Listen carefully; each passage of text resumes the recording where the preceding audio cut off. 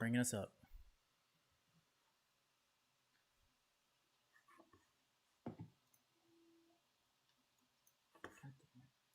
Oh, hi. We are on the air. Good evening, everybody. Welcome to UFC 269 here on Combat Culture. The giant face on your screen is me, Matt Ryan, and shout out to PJ Simpson donating $5 to the cause so far here tonight. And be sure to donate all night long in the Super Chats. And also, I lost a dear friend of mine, David Alamia, just a few weeks ago. His son, little Dave, we're raising money for his expenses. We're about $1,000 away from our goal, and we want you to donate to that tonight. Please be sure to do so. The GoFundMe is in the description below, and our moderator, Stephanie Sotilli, will be passing stuff along to us all night long. And also, ladies and gentlemen, joining me on the other side of the continent, I don't like it, as Steph's not here. And also on the other side of the world is Brendan Sokler. Brendan, how are you, friend? But I'm here, Matt. I know. I'm out here in Los Angeles, as they pronounce it here. That's right. That's not weird at all. No, I'm out here in Los Angeles, and I didn't want to miss this one. It's banger after banger. Oh, we got a hell of a card, and also joining us, we're bridging the gap here. We lost Shaquille Majori. We traded him to CBS Viacom for 8 seasons of Daria. Sure, there were only like 3 of them, but they gave us 5 more for Shaq. It was a pretty sweet deal. The reboot is coming, Matt. Yeah. We believe the arc of history will bend towards us being right on this deal. History will look back at us as smart people and not stupid people. Fondly. Yes. Because anything Daria associated is smart, right? Come on. Yeah. Let's invest in that. Let's invest in the idea of a good future, damn it.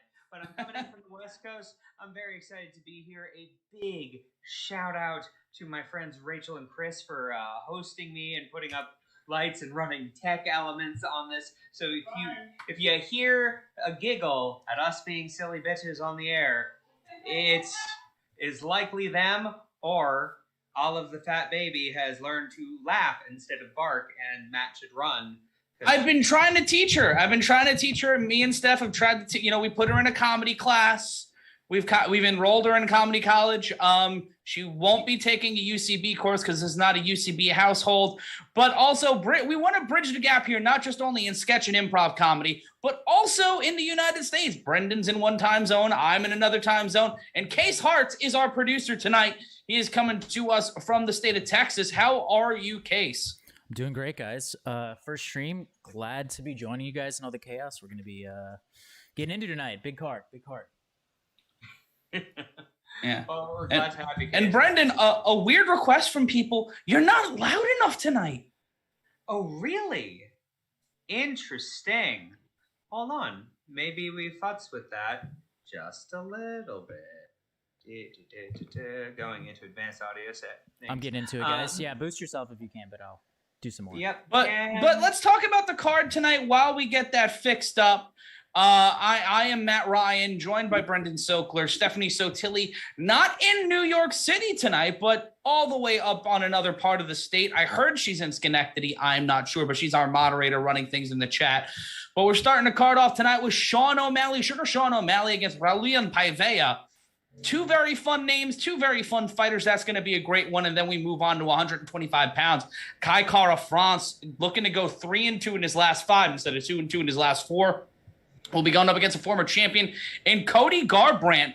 That one's going to be an interesting fight. I'm excited to see if Garbrandt can keep the ship moving, keep the ship right after a very confounding last couple of years. He's been utterly perplexing, Matt. Honestly, as one of my favorite fighters that I've seen in the course of the fight win me over to the point that I was just like, this guy is the guy. Virtuosic performances into a series of basic mistakes, repeated bad luck, getting chin checked for being over aggressive, while also executing incredible skill level and amazing movement. Cody Garbrandt has been a frustrating and amazing figure within the world of MMA, and I'm excited to see which side he comes out on after this fight. Yeah, me and you both. I think Franz might get the better of him in that one, but it's going to be exciting to see in our co-main event tonight. It is Juliana Pena coming after the greatest fighter of all time, in my opinion, in many people's opinion, Amanda Nunes, for the UFC Bantamweight title. That one, Brendan, is something I am looking very much forward to. I wrote about this on bookmakersreview.com. I wrote about my lock of the night.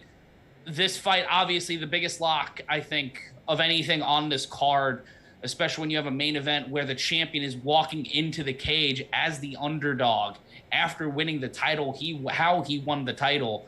But it's not about if Amanda Nunes wins, it's about how Amanda Nunes wins, in my opinion, tonight. Juliana Pena has been doing a lot of smack talk. She does go to the Campbell Clarence School of Promotion. Mm-hmm. So a lot of falderall on that one. But I want to get your take on how you think this fight's going to go for Amanda Nunes and also for Juliana Pena. You know, it's honestly a thing within the world of WMMA. Yeah, we are at a point where things are evolving at an incredibly fast rate. It's just not been fast enough to catch up with Amanda Nunes, who has put in the work and has been leaps and bounds farther along in her progress than the rest of both weight divisions that she fights in. Now, Juliana Pena has been hitting the training so hard and is a different fighter after every fight, and is just coming in so much stronger than I think many competitors that have come in against Amanda have been. I feel that this might be one of the greatest challenges she's had in a good 2 to 3 years, and that's not a slight to anyone else. It is just a testament to the work that Pena put in. Yeah, and taking a look at the instant feedback, we'll be reading your chats all night long, especially if it's a super chat. Also, thanks to PJ Simpson, a longtime contributor to the program, dropping $5 in the bucket earlier on. Brian Bruce saying, Brendan, CM Punk had more of a chance winning his fight than Pena has of winning hers. Fair, accurate, just a little bit mean. But right now, but speaking of mean, Josh Emmett, who looks like a fighter I would make in UFC 3, fighting Dan Ige right now, and a lot of Raspberry Jam on the screen. We'll be calling all the main card fights here for you tonight. Brendan Sokler will be joining me on screen in a moment. We actually have to Oregon Trail, though. We had to buy the rights to Brendan's camera feed tonight, and right now we are negotiating with what I think is a Times Square Tweety Bird, who may or may not be your agent. I'm not sure. They just said they were, and I just had the conversation. I get in front of the camera so often, but honestly, I just don't know where it goes. Anyway, you know what? I'm going to digress on the CM Punk point, because I actually think that's a fair analogy. Because honestly, I came into the CM Punk fight with a lot more faith in CM Punk than I think most people, and they proved to be right, frankly. But it was entirely based on the fact that CM Punk, in my experience of knowing him as a performer, put in the work harder than most, by leaps and bounds. And I really think that the person to dethrone Amanda Nunes, when that does happen, if that does happen, is going to be the person who put in those hours at this. And I think Pena might be that person.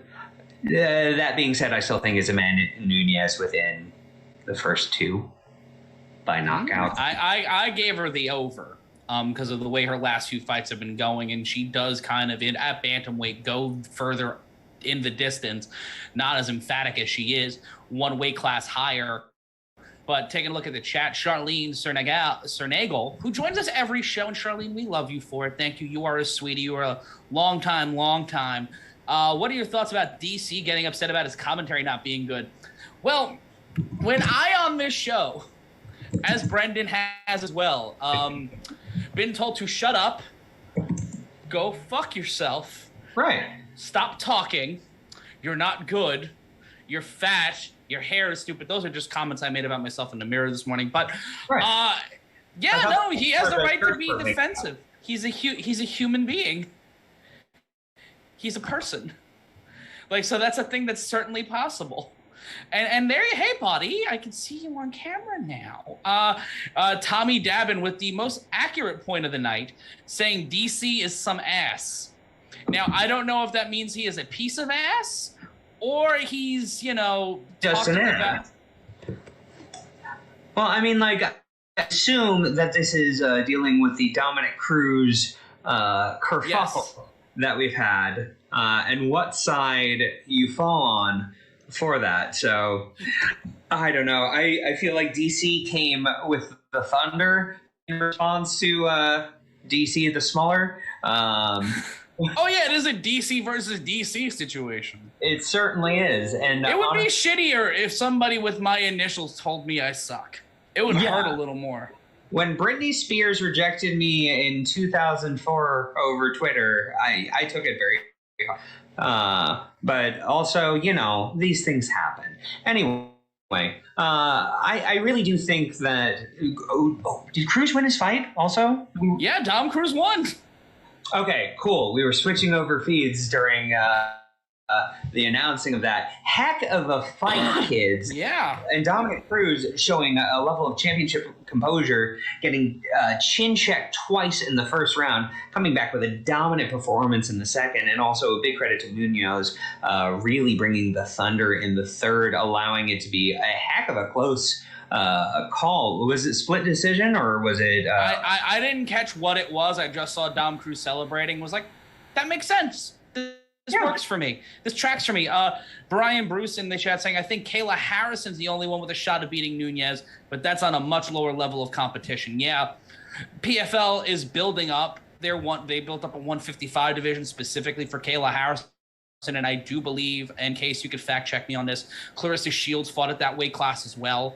But when it comes to Kayla Harrison on the ground is a vicious human being, but we saw what Amanda Nunes can do against a gold level judoka.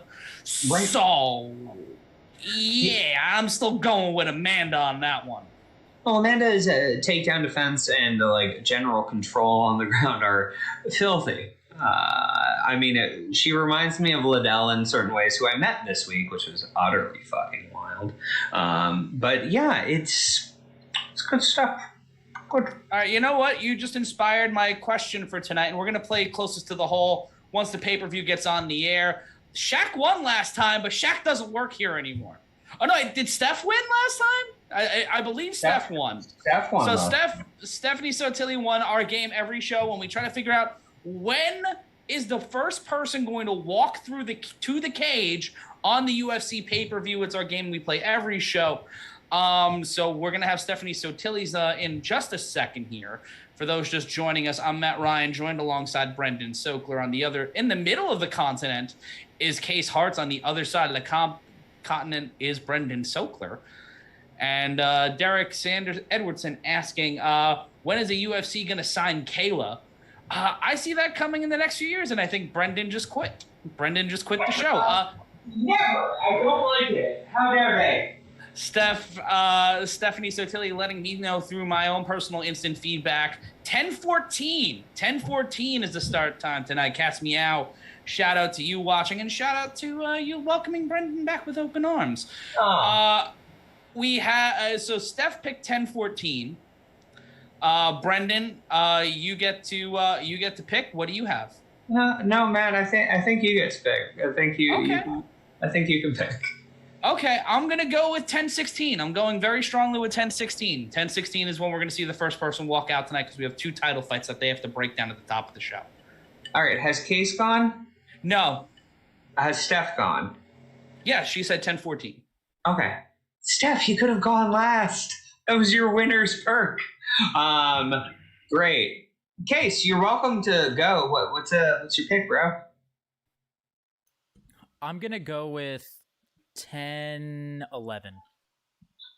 Ooh. This is what happens when newbies get dropped into the water. Shark in the water. Case goes in the water. Price is Right rules, baby. Matt, what's the highest right now? 10-16 is mine. 10-17 sounds great. Oh, you're a piece of trash. Charlene in the chat saying 10-15. Same thing with Brian Bruce. We got Wesley Duplessis joining us from Louisiana. Voulez-vous coucher avec moi ce soir? I was gonna say the New Orleans, let the good times roll in French, but I had a candy earlier and I'm on my first whiskey, so I'm feeling pretty fantastic right now. I'll say I had a gummy candy earlier and did a video, great show called How Do They Bone? It's a very silly show where we talked about whiskeys and how if anthropomorphized, they might get down. And I'm ready, Matt. I'm ready for these fights tonight. That's really all right. where I'm going to read something that compliments me because I had to think about the sentence you just said. Yeah, no, and I need this for me right now. Shout out to David Wilkinson saying, thank you guys. Love Ryan's commentary. Aw. Super Adam Cox saying, just got in Diamond all the way. Down. Wesley lives right by Dustin Poirier in Louisiana. Hey. PJ Simpson saying, Paiva will be asleep by 10:24. Ezra Hessen asking, are you guys pimping? Every day? Like sudden Cadillac. I sadly am not a member of UGC or Outcast. I am not a member of the Dungeon family, but a boy can dream. Shout out to Adrian watching us on Facebook. The Boys is out tonight. Greetings from West Seattle. Baba Booey. Baba Booey. Okay. Baba Booey indeed. Good. A Baba Booey to you all. And Mary Baba Booey, everyone. Excuse me, boy. What day is it? A Baba Booey to you, son. The 86, you're joining us in the chat. What's up, guys? Hope y'all are doing well. This is like the Christmas party version of the show. Yeah. We got the stockings. Yeah. I've got, behind us are mine, Steph's, and then we have Chubby, our late dog, and then Olive's got a stocking here in the studio. That's nice. And we are at 10:06, and they are just doing the live shot of the T-Mobile Arena. I like my odds tonight. Let us know in the chat what time you think the first walkout will be on UFC 269. Colin Roop saying, love you guys. We love you too. Same thing with you, Adrian. Yeah. Also, thank you, Charlene, for the very kind words. I'm glad to be back. It was sad to miss the last one. I was so happy about it. Yeah, I almost died during it. PJ Simpson saying hootie hoo. Play Voltage saying Melbourne, Australia. I had bronchitis during that show. That's what I came to find out later. The entire show I did by myself and called all those big fights. I did that by myself with bronchitis. That was not a fun Sunday. Testament to your grit, Maddie. Really solid fucking stuff. I'm a grinder, all right. I'm like an offensive lineman in the 1970s. Ezra Hessen saying I have a glorious beard. Alex Eddy from Arkansas joining us. We got Gary Freeman saying 1024. Play Voltage saying 1013. The 86ers saying 1028. A lot of big guesses here. A lot of playing fucking fast and loose with the rules here. A little bit of camping. 74 with I have a glass of Blanton's poured, ready to get this thing started. Green, how much did you pay for fucking Blanton's? I fucking love Blanton's, but they're upselling that shit like a motherfucker. It's adorable, Matt. It's like an orb that you can ponder, but it also has a horse on it. Oh, I like that. I like the idea of a horse. Yeah. Tito Cadriel Jr. saying in your last live, I made a joke about your shirt. Okay. Are we both wearing ice cream shirts? I am not wearing an ice cream shirt. This is flowers. Matt, little do many of our watchers know, but regularly I'll wear some very flowery shirts to this because this is a party for me, baby. I feel great. Colby Baumgartner with the best line I've ever heard that sounds like a Rush album, Pondering the Orb. Yeah. That's a good one. This is all internet thing right now, Matt, is the Pondering of the Orbs by the Old Wizards.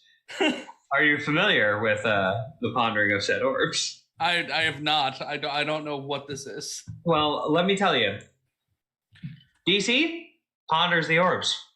John Anik spends hours a day pondering that orb. Joe Rogan talks about the orbs and may think about the orbs, but he does not ponder the orbs. It's my spicy take for the moment. And some people in the chat. What the fuck you're talking about? Yeah, retroactively, we're going to have a talk about this. But we're going to need to have a long conversation just about this and many things. Looking at Urban Dictionary or Know Your Meme. Being like, I don't have that kind of time. I'm an old man. I'm busy, baby. Look at me. I got to yell at my television for 4 hours and then walk my dog. Yeah. I have to clean my stove tomorrow. Like, that's my day. Listen, I don't have the time to look up these fancy internet words. I believe that despite that we are at a double title fight night, I think this one is going to be a series of finishes. That is one of my spicy, calling my shots. It's going. It's happening. This is what we're going to deal with. The highlights of Justin Gaethje and Poirier on the screen right now. This fight is going to be so violent, and it makes me so. It shouldn't make me happy. Like, I shouldn't be excited at the fact that these two men are going to murder each other, and Joe Rogan now just looks like a bookie in a 70s gritty New York movie all the time now. He looks like Kingpin if he was a shoot. Like Vincent D'Onofrio's version of Kingpin, but in real life, and it irks me. Yeah. I mean, Joe Rogan is if a thumb took testosterone, but it's fine. Joe Rogan has been here and has put in the goddamn work. I think he's very good at his job, particularly for being a sentient thumb. Ryan Robinson saying, your guys' picks have been doggy doo-doo lately. If you understood the amount of whiskey we imbibe during this show, the states of Kentucky and I believe Louisiana would owe us money. But man, I'm not gonna blame it on the alcohol. No, I am going to say MMA math is fucking weird, and you can factor in any number of these things and do your picks. And by the way, if you want to start now, start looking at our picks and come around next year and do your picks versus our picks, and let us know because It's all a shit show. It's all a roller coaster. Let's ride this, baby. I think we have some pretty informed and spicy opinions, but yeah, it is such a weird thing, and that's the beauty of mixed martial arts. Do you know the DraftKings line for Nunes Pena? Do tell. Plus 650 for Pena. A minus 1,000 line for Amanda Nunes. The shade, the unmitigated shade. Cast me out saying we know how much whiskey Brendan drinks. He gets smashed. And Green's Ryu Ken saying DC and Rogan have been horrible. They would talk about irrelevant stuff while the fights are happening. Fuck, then we're terrible too. David Wilkinson saying Nunes is going to lose. Pena's going to shock the world. PJ Simpson asked Brendan Sokler, and when does Do Bronx finish this, first or second? So we all know who PJ's picking. Listen, this one's a pick'em fight for me, kids. I think that it might be Oliveira in the second on the ground, but I also would not be surprised by anything with possibly a Poirier striking finish within the first. Those are the two ways that I see it going, and I think a lot of the determinant factor of that will be that first takedown of Charles Oliveira attempting on Dustin Poirier and seeing how that works out for him. And yes, I really do want to be asked by Joe Rogan if I do DMT, because I don't, but I will talk to him about the machine elves, as I'm curious. I want to know. Right now, a parlay of Dustin Poirier at minus 135, Nunes at minus 1,000, and Sean O'Malley minus 350. If you bet $100, you would only make $46 extra dollars. Yeah. That's silly. It's very silly. You know what else is silly? Sean O'Malley. But hold on. If you did a Paiva at plus 270, a Pena at plus 650, and an Oliveira plus 115, $100 would give you $5,866. To say that the scales are weighted in these fights would be putting it mildly. Right. It is truly a thing where this seems like a bit of a murderer's row in terms of odds for a lot of these fucking fights. Like, they're not kind odds that we're dealing with, particularly with Pena. Jesus. Done her dirty. Done Oliveira dirty, I think. I mean, that margin, it's fairly close, but hot damn, I really do think that this is closer than that line for both of those fights. Do they require you to have like a really good bald look if you're going to be cage side? I think so. I think you have to be bald. It Not is past 10-14. Like, good at it. Yeah, I think so. That's why we don't have jobs there. It's past 10:14. Stephanie Sertilli has been knocked out. She will not be back to back. When you take a look at Stanley Franklin saying, speaking of Kentucky, prayers, yes, prayers to all of those affected in Kentucky with what's been going on. It's a horrible tragedy. So we're saddened by that. Obviously, if you're able to donate to local charities there or local businesses that have been affected by this, please do continue to help those that need it most of all, especially this time of year as we head into a new year and we head into the Christmas holiday. Yep, it is absolutely terrible what's been happening down there, and my heart goes out to Kentucky as a bourbon drinker who has been there several times now. It is a beautiful and wonderful state that has Mitch McConnell, which is unfortunate, but you have a lot of good people down there and a lot of cool stuff happening, and please do support what's going on there, because God knows every state can be dealing with that these days. Yeah, it's a terrible world we live in. We should really research climate change. Yeah, I'd say fix that thing. This coming in from Steph about the people at commentary. Weebles wobble, but they only commentate UFC. And the stuff. Okay, cool. We have a big old fight coming up, Matty. Sean O'Malley looks like a SoundCloud rapper, and I don't know how to feel about it, because he's entertaining, but he's starting to get into the Colby Covington levels of believing their own gimmick, and I'm worried. I'm really worried. Matt, are you worried or are you scared? Skirt. I'm gonna wait at whatever airport you fly back to. I'm gonna hit you with a folding chair. JFK, just to make it inconvenient for your New Jersey ass. I'm gonna no, it'll be worth it for me. It'll be worth it for me. Yes, obviously. To hit you with a folding chair in the middle of an airport terminal, then go to an Auntie Anne's and kick you in the ribs on the way out. Don't you threaten me with a good time, you son of a bitch. We are at the rules of the Octagon, and it's 10:16. Come on, baby. Come on. I got 45 more seconds. You rush through these rules, you pieces of garbage. Come on. Do not let this motherfucker beat me. Come on. I need something. It's Christmas. And do you know how I'm going to celebrate that, Matt? God damn it. I'm going to celebrate my victory with a very conveniently timed crab rangoon. Boom. No. Usually I'm the one that has the hands popping up next to the puppets and stuff. No, you got props this week. Tonight, Maddie. How do you have props?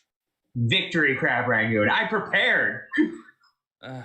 Well, it's about to be 10:18 and you're about to lose. So,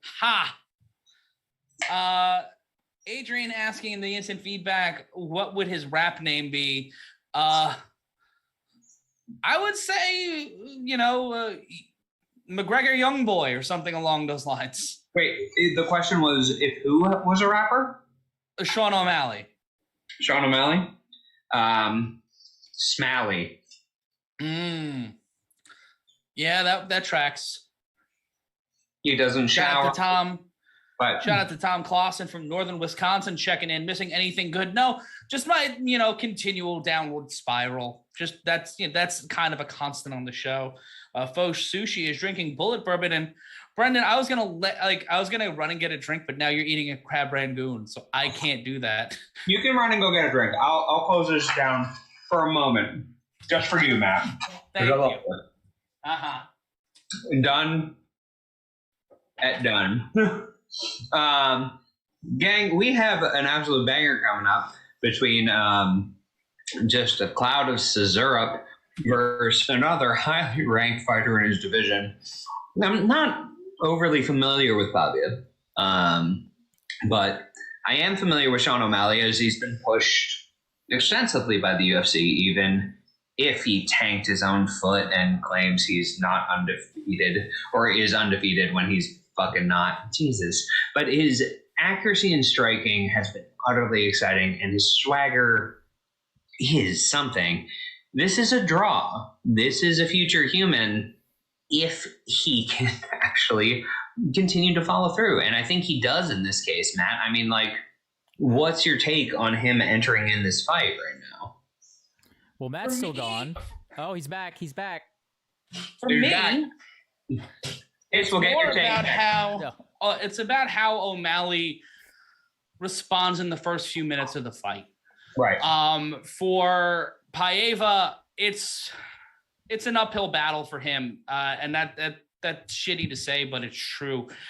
Because the thing that will cost O'Malley a fight is his confidence, his arrogance. If he starts to believe his own shit and he's not the humble kid that we saw that was, just wanted to smoke a weed with Joe Rogan, the more you buy into your own gimmick, the more you become obsessed with being a personality and not a fighter. We've seen it with Conor McGregor. We saw it with Colby Covington. As soon as you fall into that wormhole, it's hard to come back. But Sean O'Malley back-to-back wins, highest significant strike rate in UFC history with 8.37 strikes per minute, and tied for the third most performance awards in bantamweight history with 5.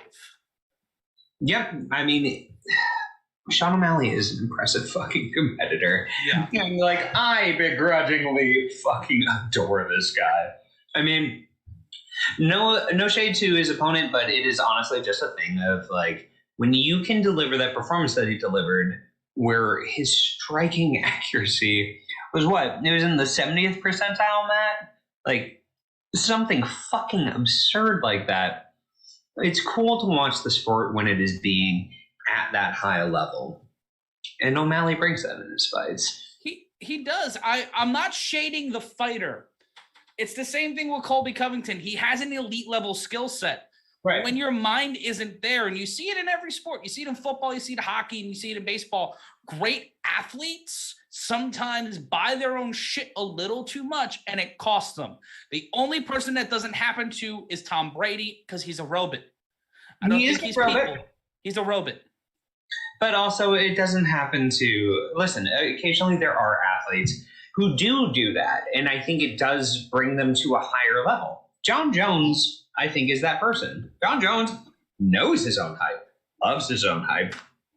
I would say that Anderson Silva did in an entirely different flavor for several years. Sometimes it is that and creating that aura, but more than an aura, it is a self-fulfilling prophecy that you are putting out there for yourself with that elite level of abilities and putting it with that level of confidence.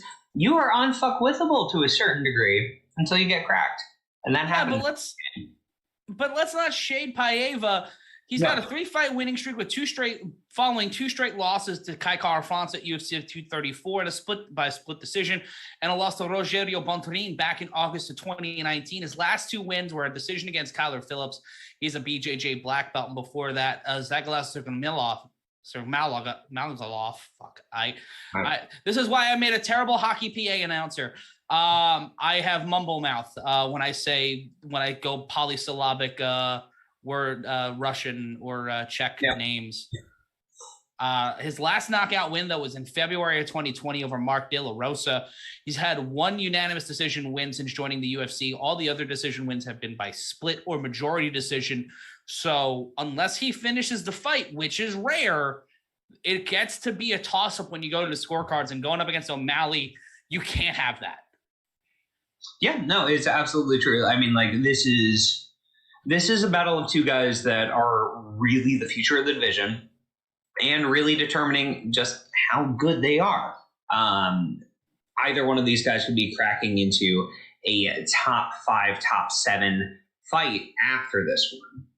Let's go to the tail of the tape, though, really quick. 26 Paiva, 27 O'Malley. O'Malley with the huge height advantage, 3-inch height advantage of 5'11" to 5'8", both of them coming in at 125 pounds. Bruce Buffer looking like the best. You know the scene in the Blues Brothers when they all do Minnie the Moocher? That's what I think the Tuxes would look like in 2021. That's how Bruce Buffer is dressing. Oh, my God, this suit on Bruce.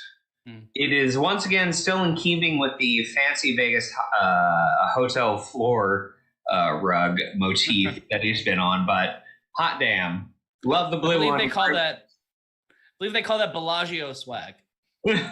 Bellagio blue, Matt, I believe is the color of the Creole that we're dealing with here. God damn, and not to be confused with I absolutely have tried ketamine blue and purple that is in Sean O'Malley's hair. It's a weird Crayola box, Matt. I don't know what to tell you. But O'Malley... I thought for a second you said you tried ketamine, and I was about to yell at you. No. I'm not that good a professional fighter, Matt. I don't do those horse drugs. But anyway... Marshall's smartest saying Beluga Blue. Beluga Blue. That's a good one. I like it. Let us know your predictions in the chat, how you think this fight's going to go, when, if at all, it ends and how it ends. Let us know in the chat. I'm Matt Ryan, joined by Brendan Sokler. We are live across the country with Case Harts, our producer, down in Tejas. We're bringing you the five for the start time. I believe it was one of the fans. None of us were too close to the hole. Yeah, it's about to go. And one of the audience members got it. First time in a long time an audience member wins it. But O'Malley getting ready. Paiva ready. And we are going down here inside the T-Mobile Arena, and it's round one of this showdown at 135 pounds, 135 pounds. Paiva controlling the center of the octagon, kick to the body by O'Malley. O'Malley in green, Paiva in yellow. Trying to find the rhythm here as either fighter missing with a leg kick is Paiva. Kick checked by Paiva. Tried to throw two right hands. Did not land. Kick to the body. Stopped once again. The length working against Paiva. A camera stand knockdown. Luckily, no cameraman was standing on it, or that would have just been a Theismann-esque tragedy. And speaking of Theismann, a big leg kick there by Paiva, missing the knee of O'Malley with 4:22 left to go in the round. Paiva controlling the center of the octagon. O'Malley trying to find an opening here. Over 4 minutes remaining in the round, just under a minute gone by. Tap to the chin to Paiva from O'Malley. A lot of frenetic energy here from both fighters, Brendan. Not a lot of stuff landing, but two quick left hands landed by either fighter to the jaw. Glancing blows, if anything. I mean, a truly high output from both fighters, Matt. Top of round, both are at their peak energy, so we'll see how this ends up spanning out for the both of them, but impressive showings. And we've got a dick kick. Our first dick kick of the night. Dick kick counter is brought to you by my diminishing self-esteem. Crumbling slowly since 1989. And there's that low kick. And Paiva doesn't even feel it, kind of registers it, and then throws a right hand. And now we're back to live action here. 3:43 left to go in round number one. Eating a left hand from O'Malley. Paiva getting tagged again with the left hand, while Paiva throwing a wild right hand. 3:30 left to go in the round. Paiva trying to create some action here. A right hand from hell missed by O'Malley. Left hand to the body, though, by the blue and purple haired gentleman. Standing in the center of the octagon, though, is Paiva. O'Malley doing the start something, be something taunt from SmackDown vs. Raw 07. And not throwing anything, letting his arms waggle like Connor, and Paiva putting his hands down. Kick to the body, but a right hand by Paiva. Paiva tries to go for it again, feigns it, standing back in the center of the octagon are both fighters. Under 3 minutes left to go in the round. Paiva missing a combination, tried to come inside and gets checked by O'Malley, who looks a lot like one of our camera guys, and Andrew Fuming. Kick to the knee by O'Malley. And Brendan, right now, a lot of frenetic energy from both fighters. Nothing really opening up. Paiva missing with the left hand, but O'Malley with the slight edge here as he lands a left hand straight to the nose of Paiva, and you're starting to see it swell. Well, I mean, this is one of the things with these fucking fighters at these lighter weight classes. The first round, you're so fresh. You're not necessarily overextending to the degree that you will in later rounds and throwing that type of power. So they're going to be coming in fresh and frenetic for at least the rest of this round at the pace that they're keeping, Matt. Yeah, and you got to wonder whose gas tank is going to go down first. Paiva missing with a leg kick. O'Malley jumping out of the way. He's got to be careful with that ankle, as we've seen him suffer leg injuries in the past inside the octagon. Almost a foot stomp by Paiva. That left foot at least taped up, the ankle taped up of O'Malley, both ankles taped up, actually. Paiva kind of doing the genuine pony dance, not doing anything. Both men landing kicks. 141 left to go. Another calf kick, that time by Paiva. 139 left to go. Left-right combination landed by O'Malley. O'Malley with another straight left, missing with that time, but hit the first one. Standing in the center of the octagon as Paiva steps in left to the body to O'Malley. O'Malley keeping his hands up, but a little bit further away from his face, and then puts them right back down as his back is against the fence, trying to do a shuttle drill here. Gets out of the way of a right hand from Paiva. Minute 16 left to go in the round.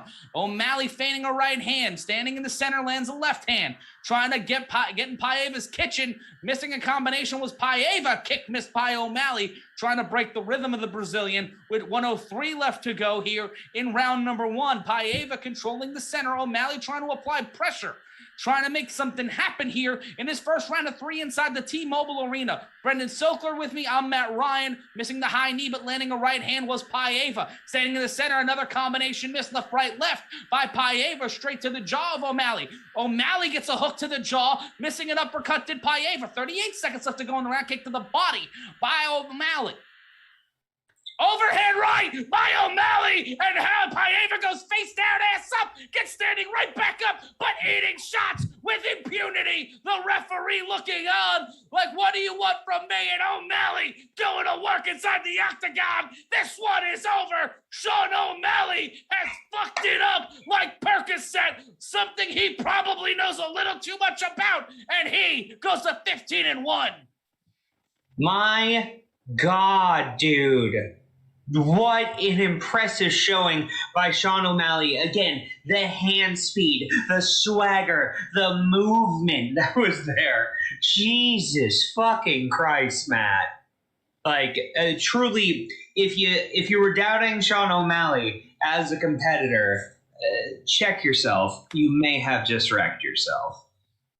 Good Lord Almighty, what a shot from O'Malley. We see here on the replay that overhand right gets him in the Luther Campbell position. Paiva pops right back up, but then lefts, rights, finds that uppercut, finds that overhand right, just bing, bong, bing, just hitting him like a New York subway door at 3 a.m. and you're drunk and trying to get home. Paiva going home with the loser's purse and the bad side of a jaw fracture here tonight in Vegas. My God, man. This was really something impressive. The punches and bunches, the high volume, the velocity behind these shots, and truly like a weird mix of movement where he's shooting from like around the hip. It's like a straight and a hook kind of at the same time, and he's getting such speed, such torque behind those with his hips behind it. It's very Rock'em Sock'em Robots, but with hook action. Fucking wild. Good for us that we get to watch this. He clip-clopped that man. Yes, he clip-clopped him into oblivion. Densky. We love it. And if you like what we're doing, just strap in because we got 4 more fights, and one of them's an Amanda Nunes fight. So I'm about to fucking go off. Yes, the handle shall not be on. It shall be off. Both that and the... Buh. Anyway, people watch me regularly broadcasting, which is fun. I'm living. Yeah. We have jobs. This is our job. We get paid to do this. That's the funny part. Yeah. Also, okay. I want to shout out the audience real quick. We have Sean O'Malley getting the win, but this was the biggest year in combat culture history, and it's because of you guys. Yeah, chat us up, man. We doubled our viewers this year, and it's because of you guys. You guys watching right now make up for more than almost half the audience of our views this year, and it's because of how awesome you are and how hard we work to make these shows fun for you to listen to and watch every single month. So cheers to y'all. Lift a glass up. L'chaim. Baba Booey to you all. We are all in this together, and we're so grateful that you are with us, and we're excited of what we're going to bring you in 2022 because we got more. And also, we're back next week. Hey! That's right. Jake Paul versus Tyron Woodley 2. We're back for more punishment. We are the Gluttons, and we are going to eat all that shame live on Showtime pay-per-view. And Brendan's going to be right back next to me, and we are going to have a fun time next Saturday night. I'm back for this because I don't want Matt to suffer through this alone. Good God. We're going to have a main event and a card full of bullshit and shenanigans. The whole thing's a goddamn ruse. Why are you watching? Well, watch us. We'll be having a time with it. The rematch no one asked for, that no one wanted, but hot diggity fuck is it here. Let's get after it, kids. Maybe it was either that or a dude from Love Island. Yeah, truly. That is limited options, gang. Limited options. But we're going to be bringing you more of those fights next year. Yeah, listen, is it pandemic era living if we don't have a YouTube star fighting an MMA star in a sport that neither of them are actually that great at? It's fine. That's America Manifest, baby. And speaking of America Manifest, donate to the super chat, just like DSP Mega Fan 100 did, saying thanks for the play-by-play. Be a sweetheart and donate to the super chat. Yeah. You are the reason why we exist. And if you like what we're doing, follow us on the social medias. You can follow me on Twitter at MRyan Consulting. Brendan, you can follow him on Twitter at Brendan Sokler. You can follow Steph on Twitter at Steph Sotilli. And Case, I believe we can follow you at Case Harts across all social medias. Okay. I have an idea, Matt. Yes. Okay. So we're going to make an internal poll, and we're going to do it through the super chat. We'll update everyone throughout the course of the evening in between fights. I've not rehearsed this with Matt. We're doing it live, baby. But I want people to donate to the super chat either with the word chat or soup. And I just want to know who wins. Can soup beat chat? Because in my head, every time we say super chat, my head goes, I'll take the soup. And I want to know if you do. So now I want soup. Yeah. So we know what team Matt's on. What team are y'all on? Donate let us know in the super chats. Donate and let us know. Yeah, either one. Wesley Duplichin saying, I'm back. Can we talk Dustin and Charles? We're going to talk about that a little bit later on in the show. Because that's called front selling for those who did not go to broadcasting school like I did. Hey, which is hilarious because I have a media studies degree and that actually is like nothing. Those are just two words put together. Michael Jones saying, I'd say old Charlie Olives is going to put it to him. Old Charlie Olives. I love that for him because he does look like a boy band star that would be named Charlie Olives. Also, my dog is named Olive. Hi, Olive. And shout out to Olive in the super chat to anyone who wants to say hi to Matt's dog. Olive the Fat Baby, I believe, is the social handles.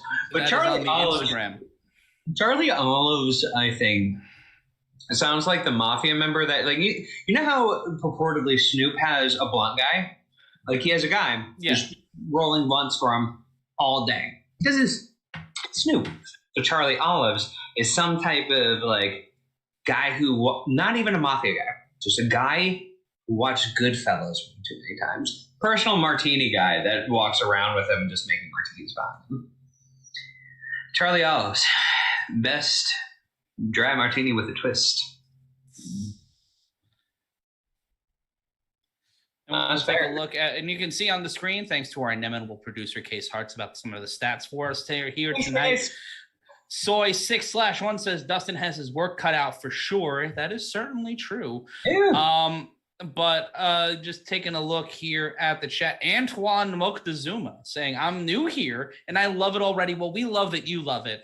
And tell a friend, share the link on Twitter, tag us on Twitter as well, as we said our social handles before, at MRyan Consulting, at Brendan Sokler, at Case Harts, at Steph Sotilli. Be sure to connect with the intercontinental assholes. The intercontinental ballistic bitches here tonight, me and Brendan.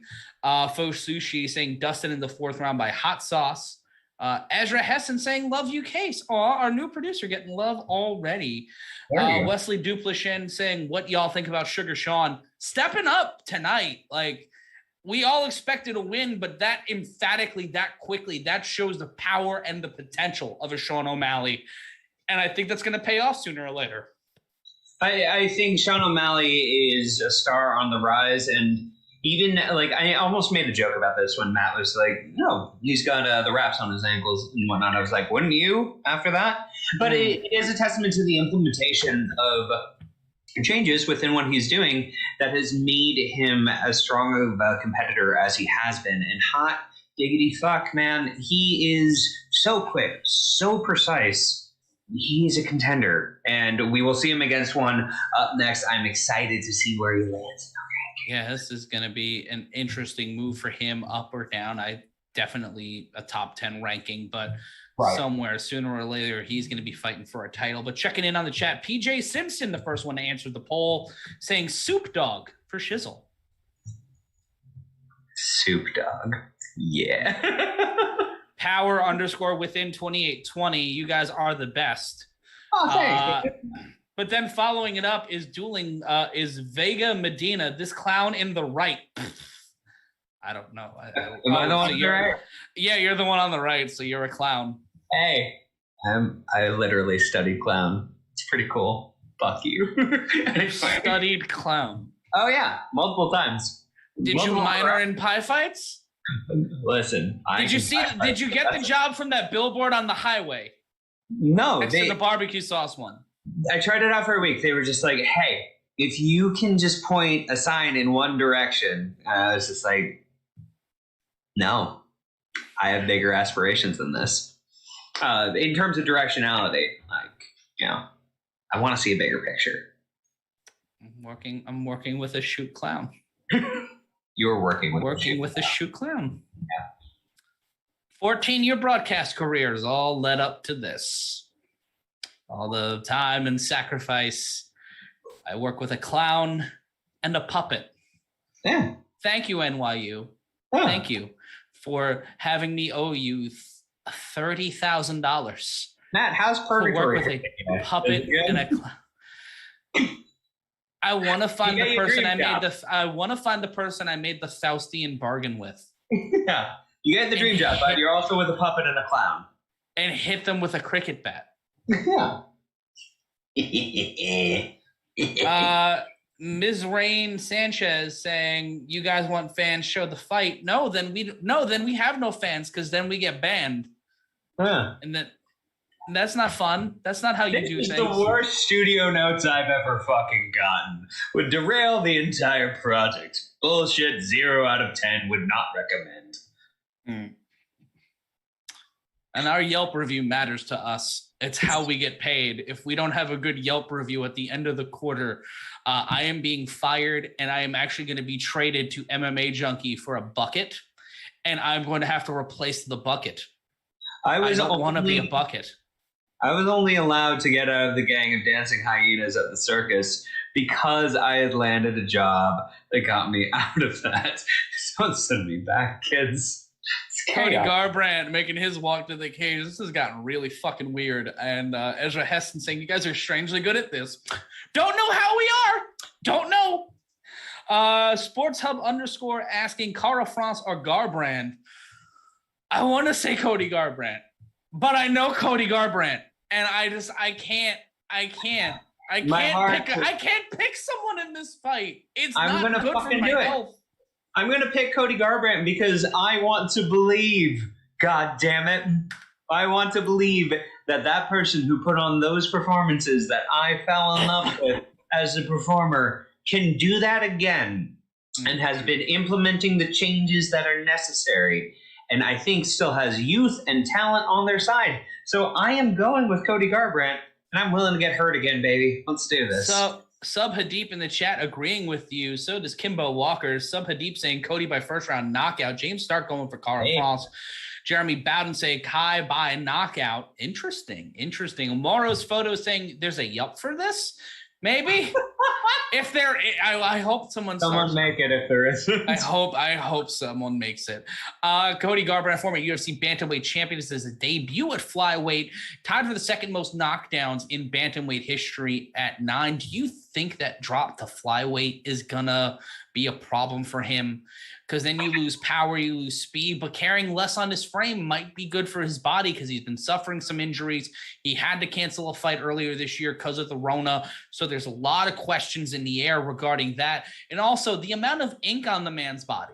Like, at what point do you decide to be the creative player you've always wanted to be? Like, When you're living the dream, Matt, and Cody Garbrandt has been, and he wants to dream again. He wants to dream of a career where he is actually winning fucking fights. So he's going back to, not back, down the first time to flyweight, where, like, yeah, I mean, it is an interesting bargain because his movement is his thing.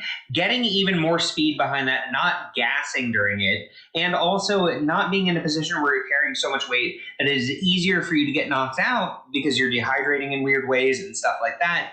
I think this may be a better decision for him, but we'll know, I think, within the first couple minutes of this fight whether or not this was a wise decision or not. I hope it is. I think it is. As a fan, I'm hoping for the best. I really don't know Kai that well, but man, does he look like a bad bitch coming out right now. He looks like a soccer hooligan.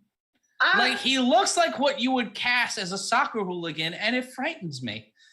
I don't like tough boys. Tough boys scare me. He seems like if I was coming back from a match, just like a legit football match, as we were talking about, and there was just a dark alley, and I'm towering over him by like the 3-4 inches, I think he'd take my throat out. I think he'd eat it in front of me. I think he'd whoop my ass so thoroughly. It would be really just something that people go, way to go, champ. Because, like, this dude looks so badass, and I'm a little terrified for my pick, Cody Garbrandt right now. He's third in takedown defense and third in significant strike ratio in division history.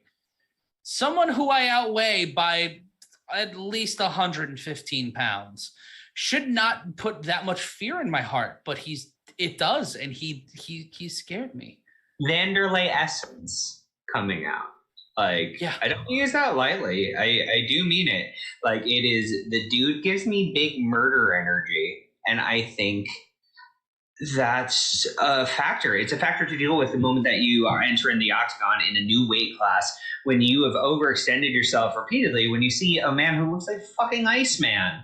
Like, Garbrandt walking into this too, a -130 favorite according to DraftKings, a +110 underdog. The live betting on this is going to be really interesting. Gene USMC, a long time joining us. Welcome back, my friend. Glad you're joining us here. If you're if you're just joining us for the first time, drop something in the chat. Be sure to like, comment, and subscribe to the video. We had our most subscribers ever this year. We doubled last year's subscriber count. We want to end strong, and we want to double it next year. So tell a friend, like, comment, and subscribe. We're going to go to the tail of the tape, and then we'll go to Brendan. Garbrandt, only 30. Kai Franz, 28. Huge height advantage for Garbrandt at a 5'8" to 5'4" difference. 126 pounds for Garbrandt. Kai Franz at 125. But the reach advantage in Kai Franz's favor, 69-inch reach advantage for him, 65.5-inch reach for Garbrandt. Brendan. I was going to say, also make sure you do comment in the super chat in our ongoing theme of the night. Are you team soup? Are you team chat? This will decide the tone of the super chat for the rest of it, whether it be chat-based or soup-based. And we are live. I'm Matt Ryan, joined by Brendan Sokler. We're seeing Cody Garbrandt and Kai Franz get introduced at UFC 269. Nice. Live here on Combat Culture. We're live across the Combat Culture Network. We're glad you're joining us, whether you're joining us on the Combat Culture YouTube channel or on the Bloody Elbow or MMA Mania Facebook pages, the Bloody Elbow YouTube channel, and also on Twitter at MMA Mania. Wherever you're watching us, we're so glad you're joining us here tonight for all the fights. We're calling all the main card fights. Here's a thought asking, is this an alcohol-induced survey? No, we'd ask it if we were sober too. Heat Rider saying good soup. We got Alex Eddy joining us from Arkansas. PJ Simpson, now the odds for Nunes Pena is Nunes -1200, Pena plus 675. Jesus fuck, kids. That's not odds. That's not something that should. I also want in 2022 to host a gambling show on this channel called Hold the Line, and I'm hoping that happens because more things named by after foreigner songs, the better the world is. I think so. Shout out to Gene USMC donating $4.99 to the cause. Colin Gordon thinks she went up more. Yeah, she went up by another 200. And here we go. It's Kai Franz versus Cody Garbrandt. It's second fight of the night. Herb Dean, the third man in the ring. And here we go, live and in living color from the T-Mobile Arena. Karl Franz eats a leg kick to the outside leg from Garbrandt to start things off. Caught a head kick attempt by Garbrandt, who looks like an ink blot that was set on fire. Moving with motion here in the early going. 41 left to go in round number one. Both men lightning fast. I mean, everything that you'd expect at the top of a flyweight bout. And the thing is, neither fighter looks like a true flyweight. Maybe Karl Franz more than Garbrandt. Garbrandt is cut for this fight. And an Eddie from Tekken-esque leg sweep kick by Cody Garbrandt, trying to get up to King in the final level. But Karl Franz holding the center of the octagon, camping like it's Halo 1, trying to make something happen here with 4:06 left to go in round number one. I mean, the movement from both fighters looks absolutely fantastic in this opening round. It will remain to be seen what will happen if we start seeing some signature leg kicks from Garbrandt, or also just like any pressing forward from this octagon control position that Karl Franz has right now. I would like to see this move towards the cage if I was Karl Franz. And he is moving Garbrandt closer and closer to the fence. Missing with an overhand right was Karl Franz, but Garbrandt landing another leg kick. Even though Karl Franz is controlling the center of the octagon, he's really not controlling the pace of the fight. He's kind of counter punching and counter kicking both men down towards the center. Karl Franz trying to instigate there with a leg kick, missing with the second one, and an overhand right. A straight right followed by an overhand left. The left landed, the right did not by Garbrandt. 3:11 left to go. Amber is the color of our energy, and Amber is the name of a woman who owned a mountain who broke my heart. 3:05 left to go in the round, and Garbrandt shuffling around the cage, trying to make something happen. 3 minutes now in the round, and Karl Franz continuing to step in, throws a left, but does not land. Trying to find reach, overextends on that one, does not land, kind of glances with the glove. Left jab not landed by Garbrandt, but trying to be more free and easy with it. Leg kick by Karl Franz, but a right landed by Garbrandt. Head kick checked by Garbrandt by Karl Franz, and Karl Franz lands a right hand from hell. Does the one up, and then somehow Garbrandt stands right back up, bounces off the cage following a right, and Garbrandt playing chase around. He bounces off the cage like a goddamn ball, and now takes him down. Holy shit, Matt. Like, hot damn. How the fuck is Cody Garbrandt still alive? Same question for me, though. 2:09 left to go, an overhand right, and Garbrandt eats an uppercut but throws one of his own. Hey, what an impressive fucking showing that's happening here right now, man. I mean, this is what I want to see out of Garbrandt. It's that heart, it's that movement. And Karl Franz keeping the pressure on, though. He keeps stepping in. He keeps closing in. And Karl Franz with a right, left, right. Lands an uppercut in the Luther Campbell position. And Cody Garbrandt is down. He is wondering what the fuck is going on. And Karl Franz is going to the Bellagio tonight. Heading over to the buffet and eating nothing but crab legs. He gets the TKO win as Cody Garbrandt will have to ponder retirement. And Karl Franz going over to Dana White, asking for that bonus money, because once again, the UFC is a horrible place to work where they pay only 38% of the money to the actual fighters. I mean, a heartbreaking loss for Cody Garbrandt, who needs to once again go back to the drawing board. I don't know if I hated him at this weight. He looked good. His movement looked good. The problem is, it's his chin. And what can be done about that? Take time off, change camps. I'm unsure as what is next for Cody Garbrandt, a person who's still showing an elite level talent, but just not having his chin keep up. There's absolute killers at these weight divisions, and he has a very forward-facing style, very aggressive style, and mind you, elusive in his movements, but you get tagged occasionally when you're doing this shit, and he doesn't have the ability to get tagged right now. I don't know. Is it time off? Is it just really don't ever get hit ever? Once you lose your jaw, you're done. Like, once you get knocked out the way he's been knocked out, there's no real road back. Yeah, I mean, like, this is something with just how brains work. A concussion is what happens when your brain gets rattled and just hits sides of your fucking head and you go a little wild. Anytime that you're getting hit, like Cody Garbrandt's getting hit on this elite level, it's rattling your brain. It's not designed for this. And he's been taking those hits from the elite of the elite repeatedly for years. It's unfortunate, but he might need to contemplate retirement or take fucking time off. Yeah. Or just for the next 2 years, do nothing but wrestling, which God knows you can knock yourself out. And he's a championship high school wrestler. He knows how to wrestle.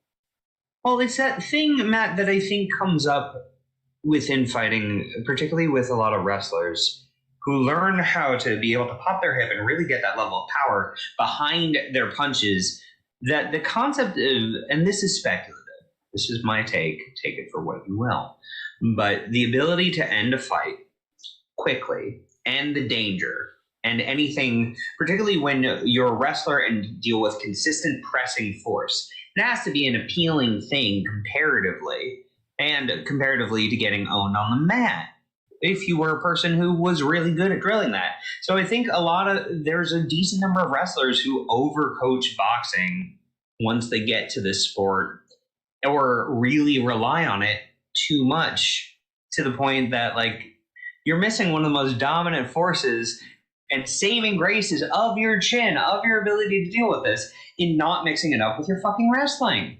So, I don't know, wrestle, buddy.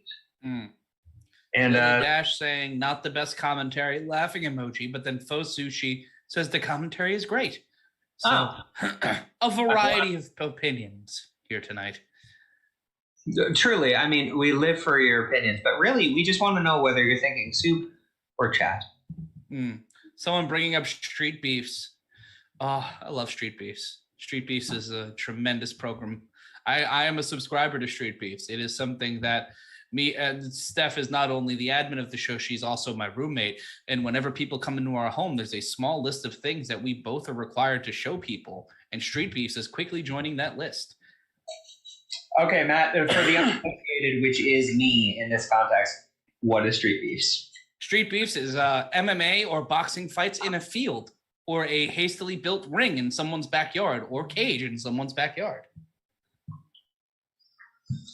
To break kayfabe for a second, I am trying to have Drunken Noodle off camera and not gross out the audience while we do this, as we are drinking. Now all right, so if someone wants to buy me Thai food, let's talk business. But super chat too. Thai food for Matt funds. I want to say it. Subhadeep saying Cody's career is in serious trouble. Mackenzie Dern's there with her baby, and I believe her husband or fiance. Misha Tate also in the crowd. Kimbo Walker saying, you guys are great. Oh, you're great, Kimbo. Thank you so much. Thanks. And then we have Halle Berry in the crowd. Who's just had a huge fucking win with I believe an MMA movie, Matt, on Netflix. Yes. It's a super impressive story on a producerial side in that she had a really hard time getting this made, apparently. Halle Berry won an Oscar. And then she did this MMA movie because she fucking loves MMA, and I do believe has a piece of the UFC, if I'm not mistaken. I believe a bunch of people, when the WME sale went down, own a piece of the UFC. Right. Conan O'Brien does. I believe Halle Berry may own a piece of it. I think she's just a huge fan, and then did this movie about mixed martial arts, which I haven't seen, and I'm super fucking excited to see it.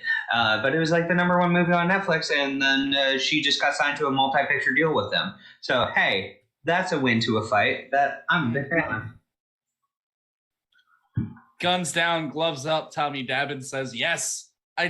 Brendan, you need to watch Street Beefs once this show is done tonight. You need to take your host family and show them Street Beefs. I will show my friends and family Street Beefs, and we will all be better people for it. And Brendan, if you can handle the chat for a moment while... I'll handle the chat for a moment, and you can tag out for a second, Matt. The last words that I see on the screen right now are fucking. So, anyone, we have a bunch of fights coming up. If you have any opinions other than Motoko's fucking comment, hit us up in the chat and let us know. I'm presently watching Francis Ngannou highlights, and good God, am I excited for this heavyweight banger between Francis and Ciryl Gane. This is the stuff heavyweight dreams are made of. I mean, we get an interim title holder. We have the rightful lineal champion. They both were at the same camp. Both have one-punch knockout power. Fuck, I am hype. And I hope they're getting that fucking bag, because god damn it, Francis Ngannou deserves that money. And if you haven't heard his story or really gone into it, do so. He's a fascinating dude. But Ciryl Gane is no one to slouch on. Big heavy hitter, amazing kickboxing, amazing Muay Thai, such striking ability, and it is something where it's like a mirror in some senses to Francis Ngannou. But I am so damn hyped. Colby Bumgartner saying, Brendan, Cody needs to go back and ponder the orb. You're goddamn right he does. Listen, no, the orb will always keep going. Who do you think's going to win between Ciryl and Ngannou? I got Ngannou all day. I mean, Really? it is. I really do. I think this is a really difficult match for him, but I think at a certain distance, this goes to Ngannou. Ngannou can close the distance, which he has an incredible ability to do so in a frame that he can bull rush pretty fucking effectively. I think it goes to him. If it is able to be kept at a distance game, I believe it will go to Ciryl Gane. But I don't think this will last too many rounds. I think that their elite level striking is something that will put the lights out, even though they both have good conditioning. I'm not saying that they don't have the ability for it to go into later rounds. I just think that we are going to determine very quickly who can control range and what that means. I think it will be Ngannou, and I think he will put him to sleep. Yeah. That's my take. Do you think he'll be able to keep the pace that Gane had versus Derek Lewis? Because that was exceptional pace for a heavyweight. I think it was an exceptional pace, and it reminded me of like the movements of a light heavyweight, which was utterly impressive. And Derek Lewis is no one to fuck with, and he is absolutely not a slouch. But I think Francis Ngannou is a different animal, and it is something where I think he is coming in with a chip on his shoulder and will want to be aggressive, to close that distance very quickly. So I think if the fight goes late, I might give it to Ciryl Gane, because I think he will be able to use distance at that point. But this really is determined in the first round for me. And I do believe it goes to Ngannou, but I could be wrong. This is the most threatening. You're not though. I don't think Ngannou is the bringer of life and death now. He is what Brock Lesnar was prophesized to be about a decade ago, and that is the next UFC show we'll be bringing you here on Combat Culture, January 22nd, Saturday night. Start time will be 9:45 Eastern time, and then we'll be with you again on February 12th for Adesanya Whitaker 2. I'm excited for the Figueiredo rematch with Brendan Moreno at UFC 270. That one's going to be banana pants. But the next time we'll be with you is next Saturday night right here on Combat Culture. They will be in Orlando. We will be inside the Yelling Studios, inside on the last house of the left on Techwood Drive. I'll be joined by Brendan Sokler again. Stephanie Sotilli will be back live and in living color on the other side of the fake glass tonight. She is on the other side of the fake state. But we take a look at the welterweight rankings. Our next fight will be Jeff Neal, 12th ranked, against Santiago Ponzinibbio. And that one's going to be banana pants as well. Clay Sharonowski saying on the instant feedback, if Francis gets too cocky, he's going to lose. In Case, did you have a question for us a little bit earlier that we weren't able to get to? No, I think we're good. We were talking about the Ngannou fight. But do you think Ngannou's going to win? Yeah, I got Francis Ngannou. I like Ciryl Gane. Ciryl Gane's a talented human being. And I'm not against, if he wins, I'm not going to be apoplectic about it or shocked. But knowing and seeing the evolution of Francis Ngannou from the first Stipe fight to now, Yeah. It's really hard for me to see anybody topple him in a way that would be emphatic. I don't like to see Stipe gone sometime soon. I think that's an exciting fight for me, particularly if he loses. But yeah, I mean, I'm fucking stoked for this one, gang. Yeah. It's gonna be a good one. Yeah, I'm the Gane guy here. I think Gane's going to win decisively. I'm the weirdo. You think he's going to win decisively? I think he's going to outstrike him from distance and just piece him up. Yeah, this is. I believe. There's some rumors. There's some rumors afoot, guys, that the gym wars went Gane's way because they are former. Yeah, partners. but when did those gym wars happen though? When's the last time that happened? Gane 2 years ago, maybe. A lot happened in those last 2 years. You're right. I'm not saying Gane didn't advance, but fucking, it's really hard to shade. It's really hard to shade Ngannou. It's really hard for me to shade Ngannou. I agree. It's hard. I just believe we're in a special era of French heavyweights. Yeah, I mean, listen. I think it's good stuff.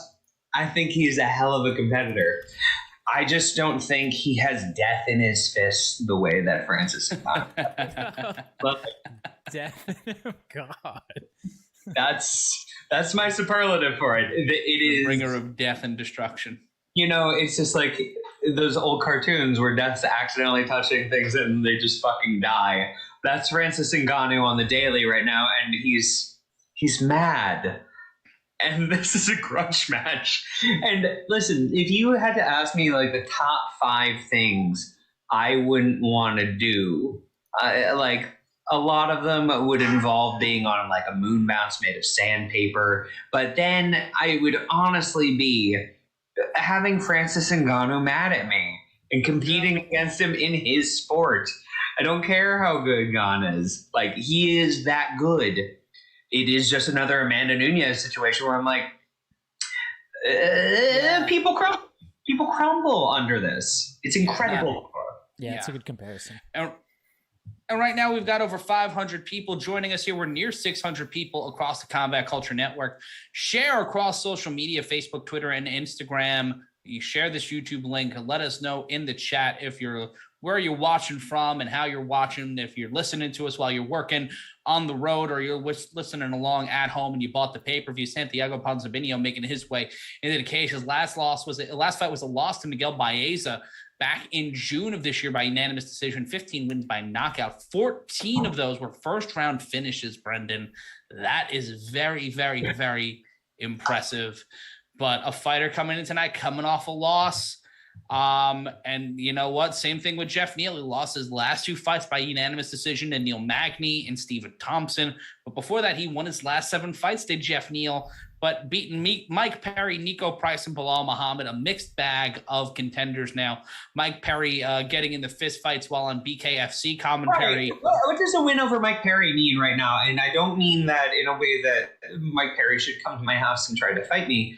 But it is something where I'm like, I don't know what that means right now, but we have a good, Wheel of Fortune before and afters. Spiderweb Marketing, Kaikara, Francis, and Ngannou. God damn it, that's really good. That's really good. Fuck.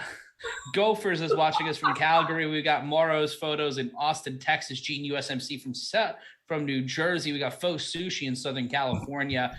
Kevin O'Neill in Brisbane, Australia. And we've got a whole bunch of human beings. Sneaky Blue saying Brendan, Richard Quee in Hemet, California. My goodness. I like that. Brendan. There is a multi-part documentary done by, I believe this guy's name is Beige Frequency, about Mike Perry. And it is a really interesting look at how someone becomes a fighter and everything that goes along with it, bad and good. Mm-hmm. So I'm not necessarily sure how that's going. Yeah, I mean, like, Mike Perry getting in fights while he's on fucking commentary is aggressively Mike Perry. Did he win? Did he win, though? Did he win? No, I don't. He ended up getting the stitches. So under Pride rules, that's a fucking loss. Yeah, It looked a bit staged, like originally, because it went Wait, directly. you're telling me BKFC is working? No! I wanted you to. I needed Don't you to break say it. Kayfabe, brother. Yeah, shit, Briz, Wizark. Checking in on the instant feedback. We got Michael Jones joining us from West Columbia, West Virginia. Got Colin Gordon in Arizona, Brett Long in Scottsburg, Brewer Long in Scottsburg, Indiana. Got Scott Johansson in Manitoba, Canada. We got Jack Cranston in the birthplace of professional football, Canton, Ohio. Justin Keys in Norman, Oklahoma. Boomer a Sooner. We got Alan and Diana Gabbard in Kentucky. We got Justin Kindler in Vandalia, Ohio. We got people from Philly. But let's take a look at the tail of the tape. Jeff Neal, 31. Ponzabinho, 35. Ponzabinho with a 1-inch height advantage, 6 foot, 5'11" for Neal. Neal coming in at a pound heavier, 170.5. Ponzabinho, 169.5. And Neal with a negligible 2-inch reach advantage, 75 to 73. Case, before you dip out, do you got any picks for this one, bud? I'm gonna go Ponzinibbio by late TKO, but I wanted to ask you guys that as well before I drop out. Is who do you think's gonna win? Yeah. Personally, I got Jeff Neal. I got it by decision. I think that his opponent's gonna tire by the end of this. It's a size thing, honestly, but I don't know. We'll see. Maddie, you got any picks? I was going to go with the Sean Spears lookalike contest winner, Ponzabinho, but I think it's going to be Jeff Neal by split decision because we're in Vegas and both of these guys went to a unanimous decision in their last 2 fights. Ponzabinho against Baeza and Jeff Neal against Magby, and before that against Stephen Thompson. And it's a -110. It's a pick 'em across the board according to DraftKings. Yeah. Joshua Canal is saying wrong. I don't know what he's saying we're wrong about. When did Matt turn into the little Big Lebowski? Pandemic. I've gotten my hair cut twice during the pandemic. Shout out to Jonathan Roncone donating $1.99 to the cause. Well, Matt, to be fair, also dipping your hair in White Russians before you come on air really does help. It does. It gives me powers. It gives me my commentary powers. It's like pondering orbs. Gonna need a conversation about that after the show. No. Bring your badge and gun. Here we go. Round number 1. Ponzabinho controlling the center of the octagon. And Neal pacing around here, trying to find a way in. Once again, the weight advantage to Neal by a pound and a slight negligible 2-inch reach advantage for Neal. Here, we're just about 20 seconds gone by round number 1, and nothing really happening yet. Both of these fighters in the electric football right now, just jittering around the octagon, looking for an opportunity to collide into one another. These guys both look rather big for their weight, despite the fact that Ponzabinho came in, I believe, a half-pound underweight. He's a 169.5. Right hand thrown by Neal, quickly landed. But I mean, back to the center of the octagon, leg kick landed. I just think it's really interesting how this welterweight division, the general composition of people are looking. I mean, it's a weird weight class. It's 15 pounds up from lightweight, and then also 15 pounds below middleweight and whatnot. It is this weird thing where most other weight classes are going up by 10 pounds, and then you have people like Johnny Hendricks who had success there, and then for weight cutting reasons was absolute dog shit for several years, and also for other reasons. But it's interesting to see the physical makeup of these competitors. And the referee breaking it up here. And we'll go back to action, both men slapping hands.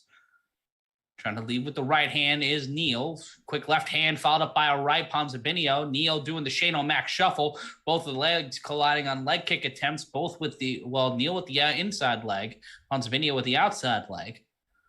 Switching up the stance is Neal, 3:13 left to go. Almost a bolo punch by Neal, trying to land to the jaw, but ended up on the back of Ponzabinho's head. Trying to create some movement here, trying to instigate some calamity. Leg kick by Neal landed. Ponzabinho missed with a combination. Another leg kick this time by Ponzabinho. Overhand right landed by Neal, followed up by an uppercut, sending Ponzabinho on his bicycle a little bit. Head kick checked by Ponzabinho, but a little bit caught his face. Neal here moving a little freer here, utilizing that slight reach advantage to kind of play keep away, steps inside with a quick right jab, right overhook. And Ponzinibbio asking a couple of questions. Not sure what that was, but Neal stepping inside, right hand with a body kick there, but preceding that, a left hand by Neal. 225 left to go. Leg kick landed by Ponzinibbio. Overhand right missed by Ponzinibbio. Landing one to the jaw there of Neal. And Santiago Ponzinibbio going for a back fist, not landing at all. Neal going with a quick 1-2 to the jaw and midsection of Ponzinibbio. I mean, an aggressive amount of output from both men, Matt.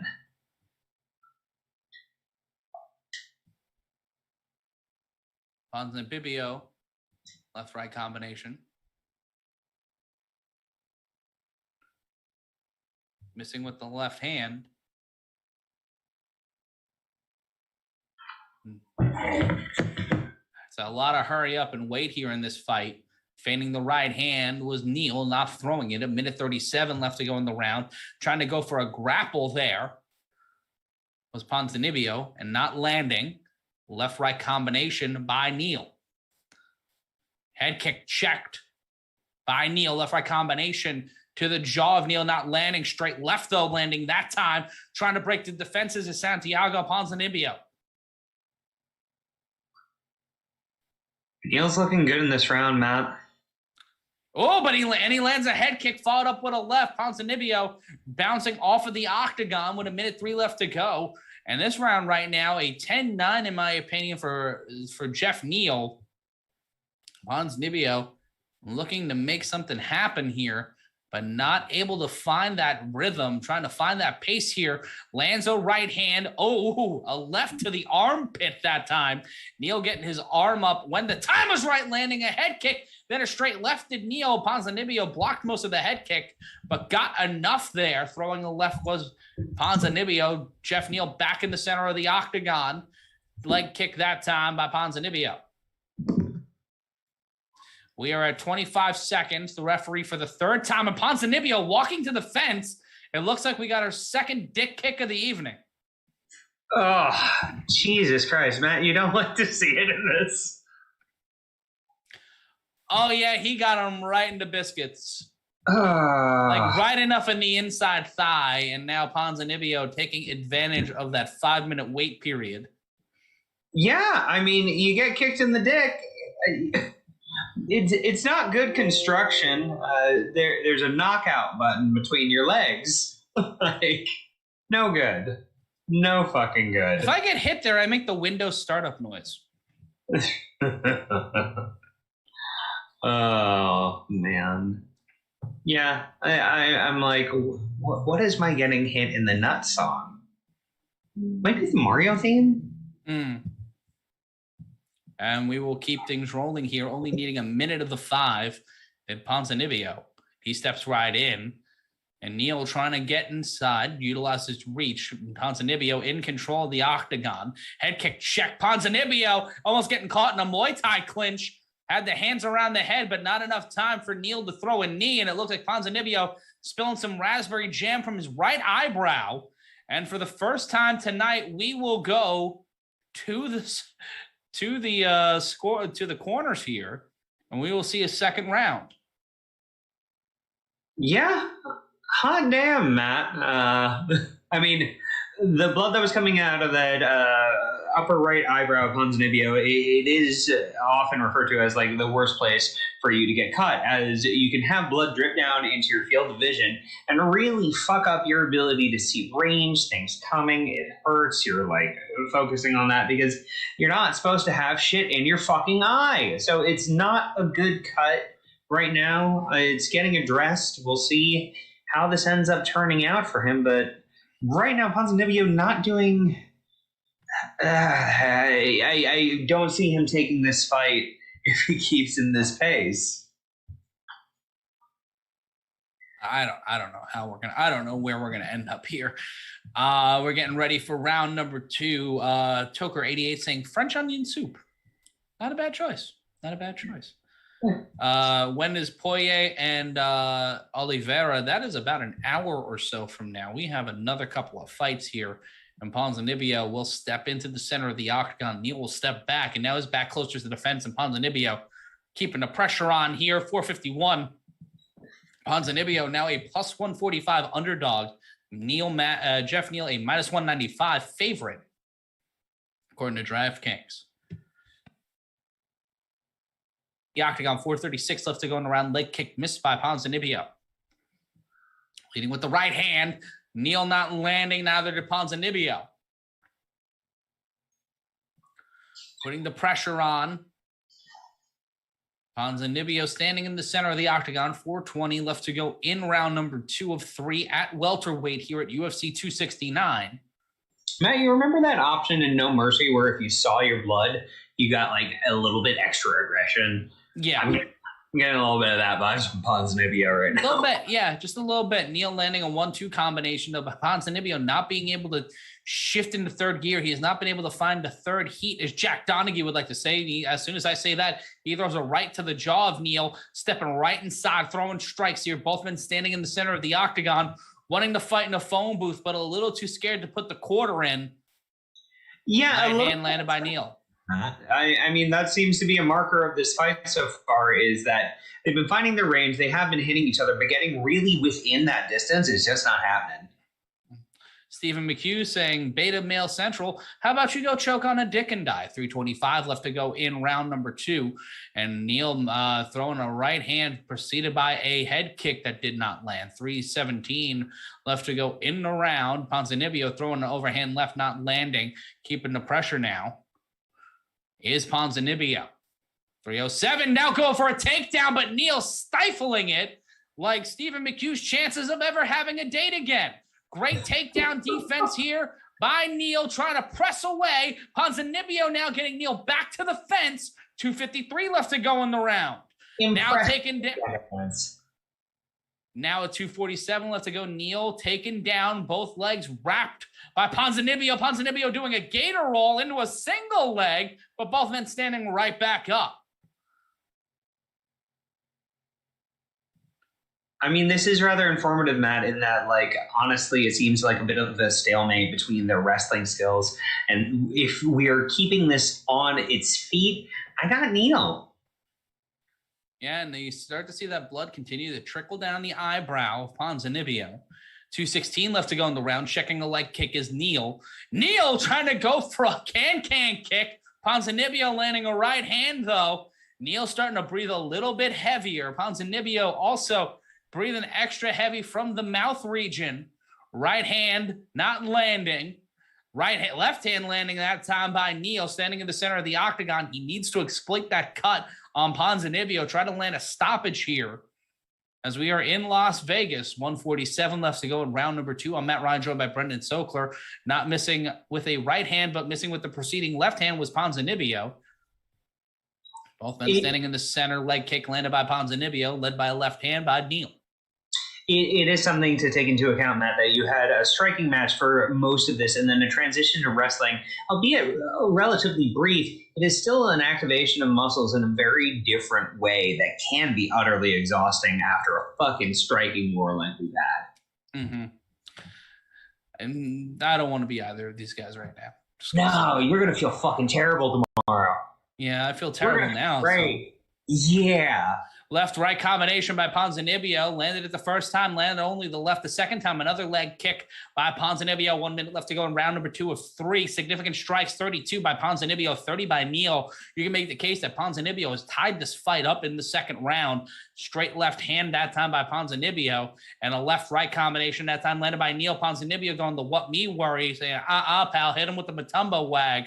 Both men slap hands, 40 seconds left to go in the round, and Ponzinibbio complaining to the referee or just trying to use up his no mercy taunts to get the special. Not sure what he's trying to do there, but with 31 seconds left to go in the round, Ponzinibbio trying to just wind down the clock here, play prevent defense to try to tie this one up.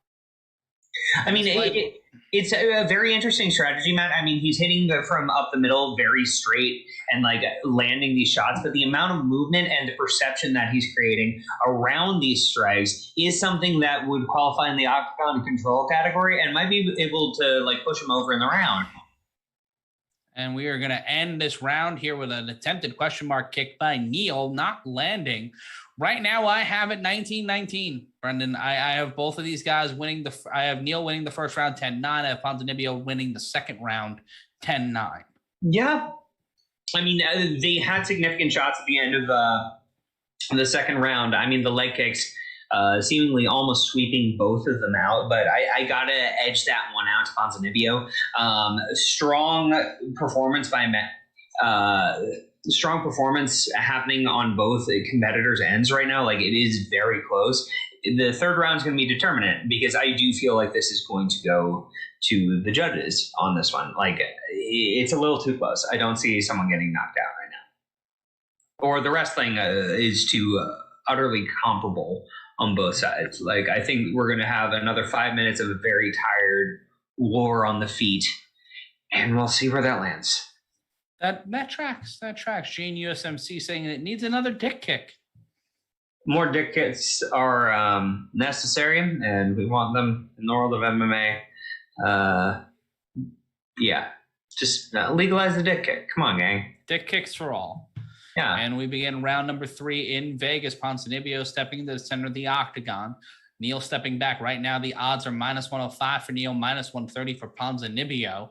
So right now, it turns into a closer pick'em, but Ponzinibbio changing the live odds in just under 5 minutes here. A big shift here. Started out at a -110, I believe, pick'em for both fighters. Ponzinibbio landing a right uppercut and an overhand left. Neil responds and puts on the pressure, a couple of shots with his hands, and then lands a head kick. Overhand right missed by Neil. Neil with a straight left now. Straight in the center of the octagon, 4:25 left to go in the round. Both men standing in the center, looking for an opportunity here. Overhand, a right cross landed by Ponzinibbio. Straight left landed by Neil. Neil getting inside, pressing Ponzinibbio against the fence, missing with a head kick, but landed with an overhand left before that one. 4:08 left to go. Straight right. A right hook landed by Ponzinibbio. O'Neal now pressing off of it. Ponzinibbio having the B button out of it, standing back in the center of the octagon. 3:59 left to go in the round. Stepping right inside, Neil with a right hook to the jaw of Ponzinibbio, trying to shut this one down, but both men back to center and a leg kick by Ponzinibbio. Well, remember that time I said they were going to have a tired round? I'm an asshole. I'm apparently wrong. You're a schmuck. Yeah. You're a huge schmuck. 3:40 left to go in this fight. No extra time here in the UFC, getting up against trying to get Ponzinibbio against the fence. Ponzinibbio missing with a right hand on that. A left hand going straight in, using that left, just trying to find his reach there with 3:22 left to go in the round. Missing with the overhand right was Ponzinibbio. Back up against the fence was Neil. Both men standing in a right-left combination, swinging rights and lefts by Ponzinibbio, not landing. It looks like Jeff Neal has some bleeding over his right eye. Head kick missed, but 2 solid right hooks by Jeff Neal. Neal with 3:03 left to go in the round, needs to keep the pressure moving, steps inside, preceded by a right hand by Ponzinibbio. He lands an overhand left, switching up his stance is Ponzinibbio. Left hook, jabs, overhand right, almost catches Ponzinibbio on the dome, glancing blow, leg kick, but leads up into a left from Jeff Neal. Neal now with 2:43, trying to instigate some stuff. Ponzinibbio throwing a couple of solid strikes.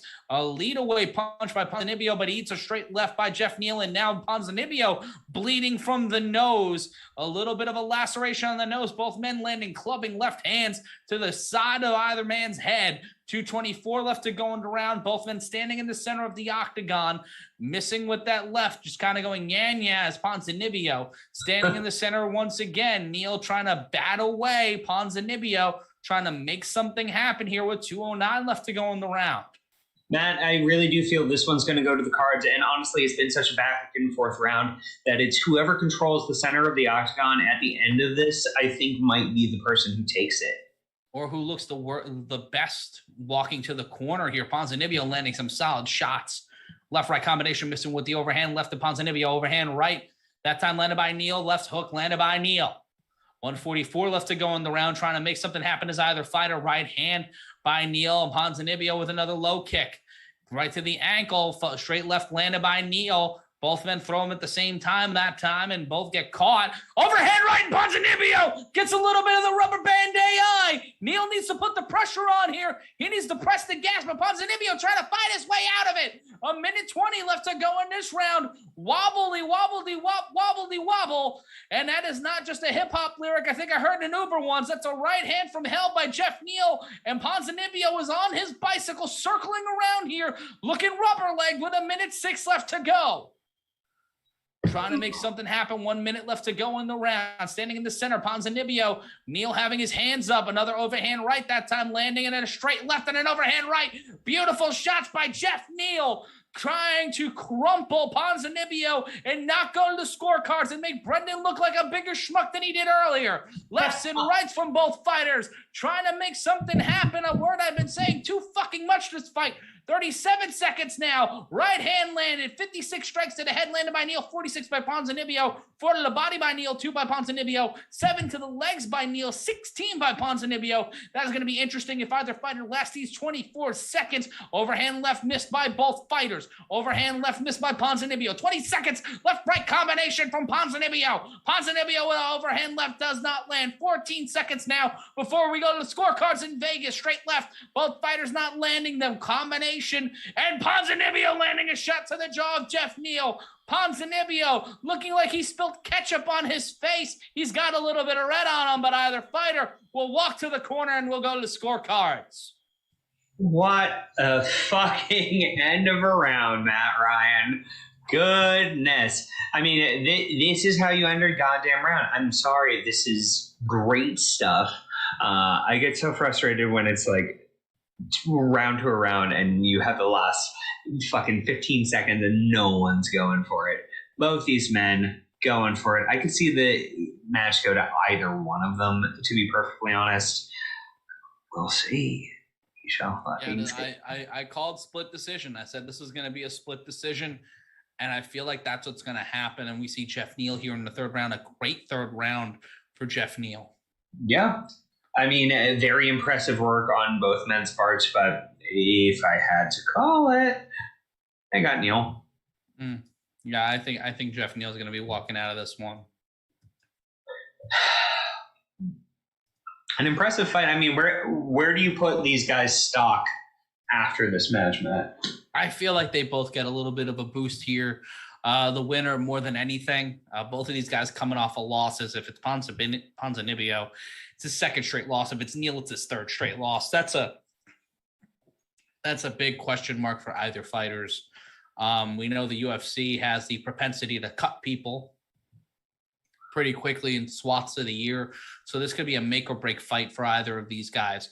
And we'll take a look at the significant strikes. Both landed 17 in round one.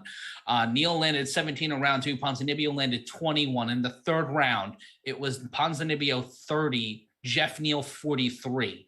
So a huge overcorrection from either fighter in the third round. Ponzinibbio almost doubling his output. And I think Neal doubled his output between combined rounds 1 and 2 to make round 3 happen. We're going to go to the scorecards for the first time tonight, and let's see what we've got according to Bruce Buffer. You don't want to leave this one to the judges, Matt, but nope. Here we go, decision time. And the judges' scorecards, 29-28. Ponzinibbio, it will be a split decision. 30-27 for Neal. And Jeff Neal will get the win, 29-28, winning this fight. I can understand 29-28 for either fighter. I do not understand a 30-27. I don't think you can give the second round to Jeff Neal.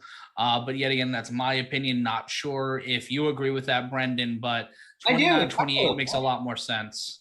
I do entirely. I think this was an incredibly close battle, particularly in the terms of MMA within the UFC. This is a round-by-round thing, and in a round-by-round thing, I think you got to give it to Jeff Neal. But this was a close war between the two, and in my opinion, both their stock went up. Yeah, here's to hoping that Jeff Neal gets a cool match and that other dude doesn't get fired. Yeah.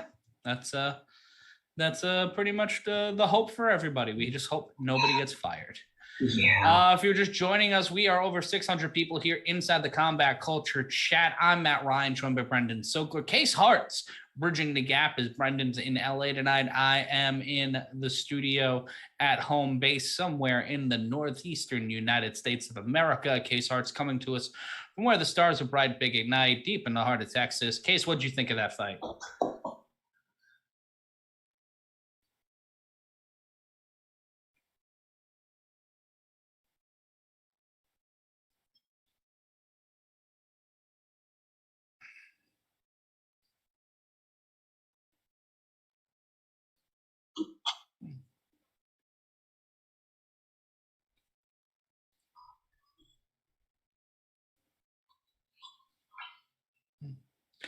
And I don't think they were able to hear you there, Case. I think you might have been muted on the broadcast, but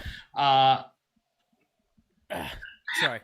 Seemed like we got a little bit of a clusterfuffle here, but I'm back though. Checking in on thank you guys. Thank you, Fo Sushi, Gophers, Michael Jones, Gumpa, and Steven for letting us know. We got you now, Case, if you want to reiterate that point for us. Oh, yeah. Okay, quickly, yeah. Yeah, we kind of thought the same thing, just different results. Like I thought pawns, in the end it was a split, so anyone could have won, but yeah, the standout thing is questionable judging again. You know, UFC bringing in boxing judges. I mean, I don't know. We don't know who did it yet, so we need to find out. But yeah, good fight, fun fight, kind of standard quality UFC fight, right? Need a filler after two great finishes. We need something like that. Bring us back down to earth. Yeah, we can't have a night of just fun. We need the fuddy-duddy fight that makes us question the entirety, the competency of the sport. Well, it's a variety show, Maddie. We got to have a whole bunch of different. I know, but I do this because I want to feel good about myself, not question the the entirety of my life on this earth and everything within it. That's what the other 20 hours of the day are for, man. Listen, I'm going to say what I was told when I got the talk. If you order it on pay-per-view, you might not exactly feel better later. Anyway, let's keep this fight card going. Was that for Legends of Wrestling or was that for something else? Yes. I'm Matt Ryan, joined by Brendan Sokler. Our moderator tonight, as always, is Stephanie Sotilli on the other side of the glass, a.k.a. the other side of the state. Olive the fat baby, currently chewing on herself. I don't know why. Olive, what's wrong with you?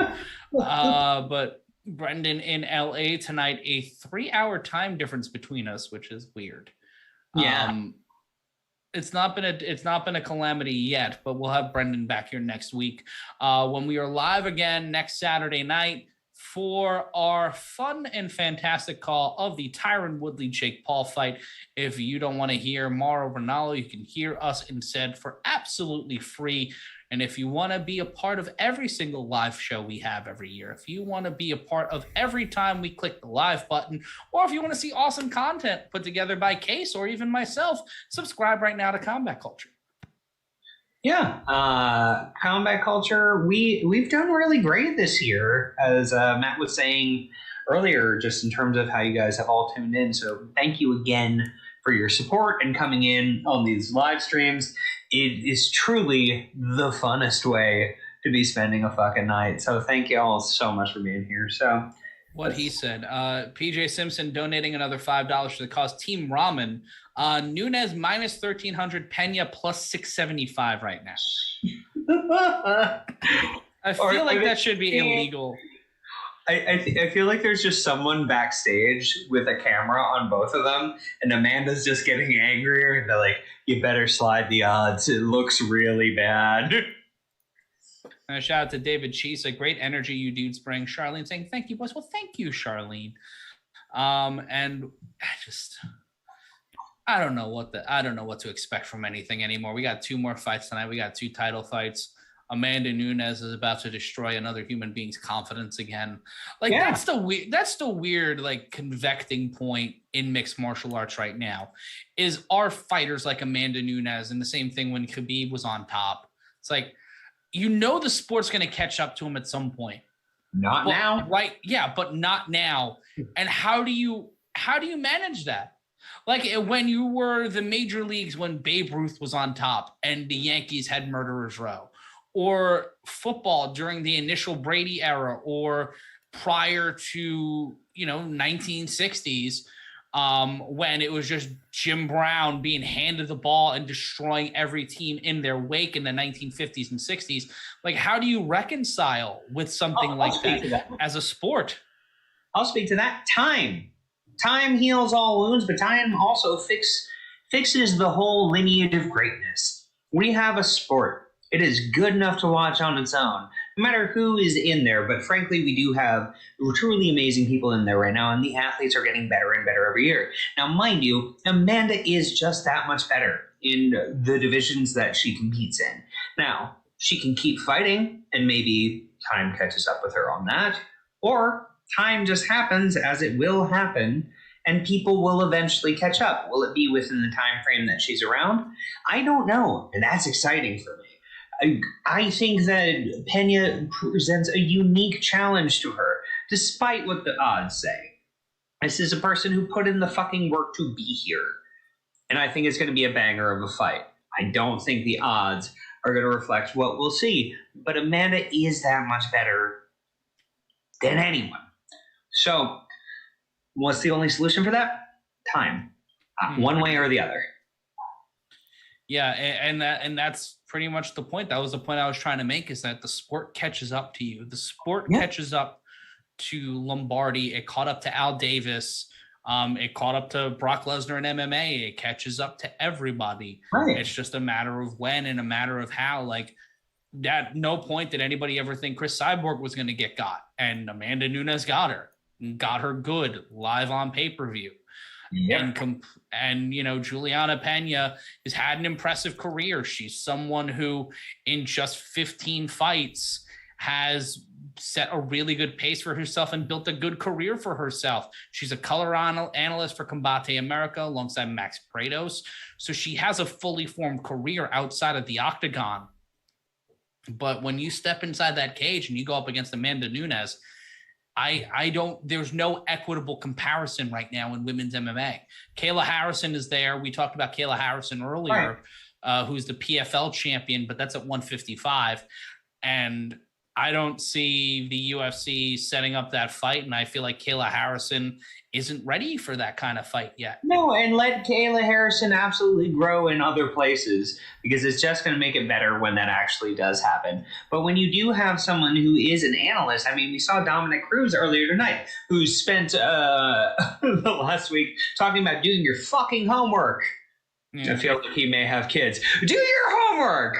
Is just on the mind. But it is a thing where if you're getting to analyze that stuff as often as being in that chair lets you do, I do think that is a huge and undercounted advantage, is just having your brain play through that in the way that an athlete's brain does when they're seeing a performance done, thinking, what do I do there? What would I have done? And getting that into your memory. I think this is going to be a great fight, Matt. I really do. However, I think it's a great fight that may only last a round. Yeah, I don't know. I really don't know. We're over 600 people on the Combat Culture Network. Let people know we're getting ready for a co-main event, our first of two title fights here tonight.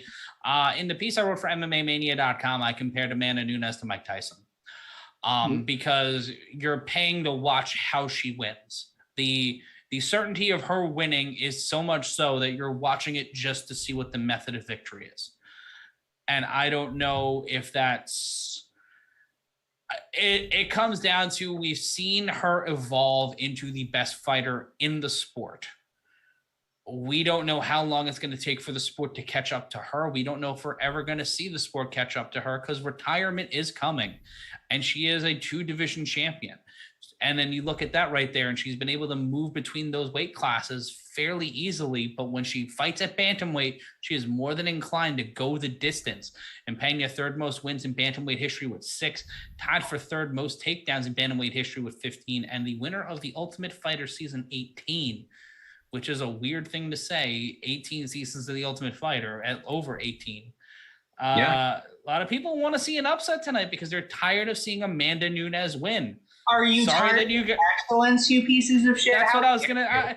It's not that. I don't think it's that. I think it's more than. I want to make it confrontational, Matt. Yeah, you don't need to though. This is, we've talked about this. Wait, Matt. Question. Yes. That principle that we learned about in social studies, where like there's land to be conquered in the West, and therefore we must go out there. It's like manifest destiny, right? Yes. Okay. Concept, new nickname, Amanda Fest Destiny. She sees it, she wants it, she goes there. Put it on a t-shirt. Not a big fan. Listen, it's not that you need to be a big fan, it's that you need to accept the shipment I've ordered, and there's so many shirts going to your house. Oh no. Why'd you do this to me? We're living, baby. Woo! Checking in on the action. Case, do you have a prediction for this fight? Who do you think is going to be walking out with the title? Amanda. Definitely Amanda. I don't really see any chance for Pena, but I do have a counter for you guys before I leave shortly. Both, who do you think is going to win? But would you be surprised if Amanda submits or just like wins handedly on the ground after all the comments of Pena on Nunes's grappling? Just to prove a point, because she can. I can see her trying to finish it in seconds, but I can also see her trying to punish her for 5 rounds. Okay. Is that fuck with me? Go ahead and fuck with me mentality that we've seen before. Yeah. Oh my God. Just watching Amanda's face coming in. Yeah, Amanda Nunes has no expression. She could either be... This look is known as murder. Yeah, she could either be at the supermarket or preparing to murder a human being. Yeah. I have that same face every time I walk into a Target. Yeah. Yeah, I'm changing my opinion now. I think she's just going to knock her out really fast. I thought she might play with her food. No, I don't think so anymore. No, this is about to be a clinic. This is something everyone should watch if you want to like experience WMMA at its best. This is not to like give myself potential comeuppance, but I think we're going to see a murder in a few seconds. Yeah, it's starting to feel like it. And also, if you let us know in the chat if you bought up the pay-per-view and you're watching along with us, or if you're just listening to us. Just interesting to know how you guys got to us and how you want to take in your UFC content. The current UFC bantamweight and featherweight champion has the second longest active streak in UFC, 12, has the most wins and finishes in UFC bantamweight history with 11 and 8, respectively. She just looks bad. Yeah. She's ready. I love at this elite level watching what they walk in like. It is such an interesting view into their mentality. And it's just cool as ice. Joe Blair saying Nunes with the which lean cuisine stare, which is a solid one. Adrian Sanzamilla saying on Facebook, it's called the Dexter look. And a lot of people just straight up listening to us tonight instead of dropping coinage on the pay-per-view. But if you wanted to buy the pay-per-view, we've got the link in the description below. Those ESPN Plus subscriber numbers really help us out towards the end of the year. They help us with our budget. They help us bring you shows like this and also the super chat. Please like, comment, and subscribe, and also raise some money for a good friend of mine. He passed away a couple weeks ago, and we're raising money for his son. We're about $1,000 away from meeting our goal. Steph will drop that in the comment section and in the chat already. Clay Sharonowski saying anybody can get clipped. That's true. That's true. We got to look at the Any Given Sunday edition of this. Tom Klassen saying the Pena win would bolster the women's division, but yeah. I mean, listen, anyone can get clipped. And this, I was joking with the Patino line. It's a game of inches, but it is pushing ahead. And it is honestly a thing on any fucking night. The best in the world can lose and have an off night because the margins can be so slim. But the margins with Amanda Nunes aren't slim. She's just that high. An interesting thing here is that Nunes has the weight disadvantage. Pena at 135 even. Nunes underweight at 134.5, which is interesting. So that's going to be an interesting part of this. And I'll say interesting again because I'm an asshole. Checking in on the chat. Thank you, Jamie O'Brien, for saying nice things about my beard. Much appreciated. We got a lot of people picking Pena right now. Listen, I think if there was a challenge to her right now, it would be Pena. But again, I don't see that happening. She's just too damn good, kids, and we'll see it within the first minute. I think this will be very telling quickly. Yeah. So, here we go. Bo Hunter comparing this to GSP versus Sarah. I wouldn't go that far. Yeah, that's a hindsight thing, kids. Let's be fucking real. A lot of people picking the upset here. Not necessarily sure we're going to see that here tonight. I'd like, hey, let us know how much money you won when you put your money where your mouth is on that, because the odds are in your favor. Go do it. Go get that green. And then be like, man, Brandon, we made so much more money than you because we put a bet on this. And then you send us a solid gold boat, or send me some, Pad CU. If you sent me some Pad CU, you'd be my best friend. But checking the instant feedback, Sabadeep saying this could be the biggest upset in MMA history. But Joe Bush bringing everybody back to earth. Amanda will destroy Pena. There we go. There's something very comforting about that. Yeah. And Joel Blair in the instant feedback calling me noted quality beard purveyor. I do purvey we the nice beard. Beard oil as a sponsor, Matt. Yeah. You're getting these quality ass comments. We got to fucking make that happen. And maybe some, some conditioner money. Give me some of that Head and Shoulders money. There we go. Oh my God, am I excited for this fight? The draft odds. Tom Klassen saying everybody wants her to lose to make the competition better, but that's kind of on the competition to be better. Yeah. It's not her fault that she's fucking excellent. Oh, wait, it is. She's just that good. Matt, what are you sipping on tonight? Maker's Mark. Sick. I got Traverse City Single Barrel. Oh, we've had that before. That's very good. Yeah, it's dirty. I was thinking about getting gin tonight, but I thought I'd just go with the old reliable. We may need gin next week because that one's going to be a long night at the office. I think we should have a Four Loko next week for that. No, we're not. I'm never drinking that. I've never had a Four Loko. I will never have a Four Loko. Challenge accepted. Here we go. Round number 1 for the UFC Bantamweight title.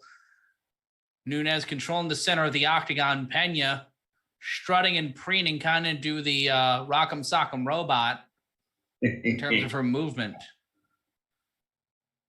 Both fighters waiting for the other one to make a move. It's like the Malice at the Palace. As soon as a cup is thrown, everything's about to break off. Nunes steps in with the left jab, does not land. Leg kick, and Pena taken down by the leg kick. Elevator all the way to the ground floor and gets right back up. And Nunes, smelling blood in the water already, going right back to that left ankle.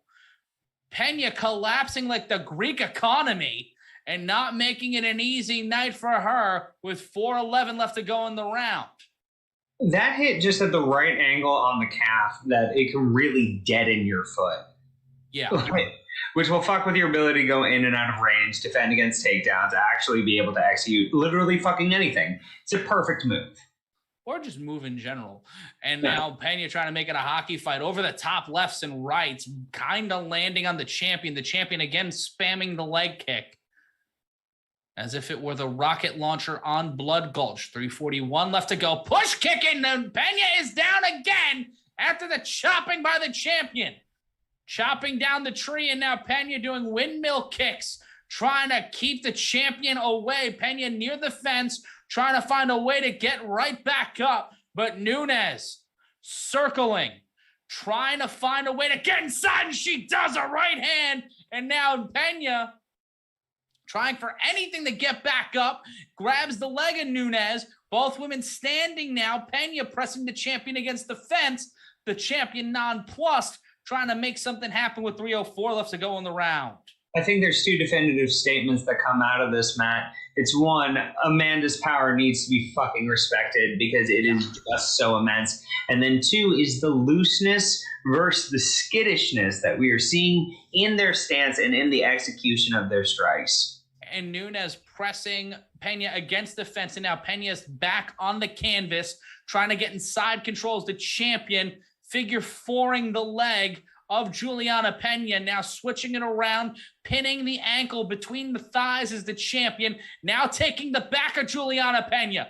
Pena on her up, and now Nunes go for the RNC. If you bet on the submission, you might be making a shit fuck worth of money right now as Pena trying to electric boogaloo her way off of the fence and back to a standing position.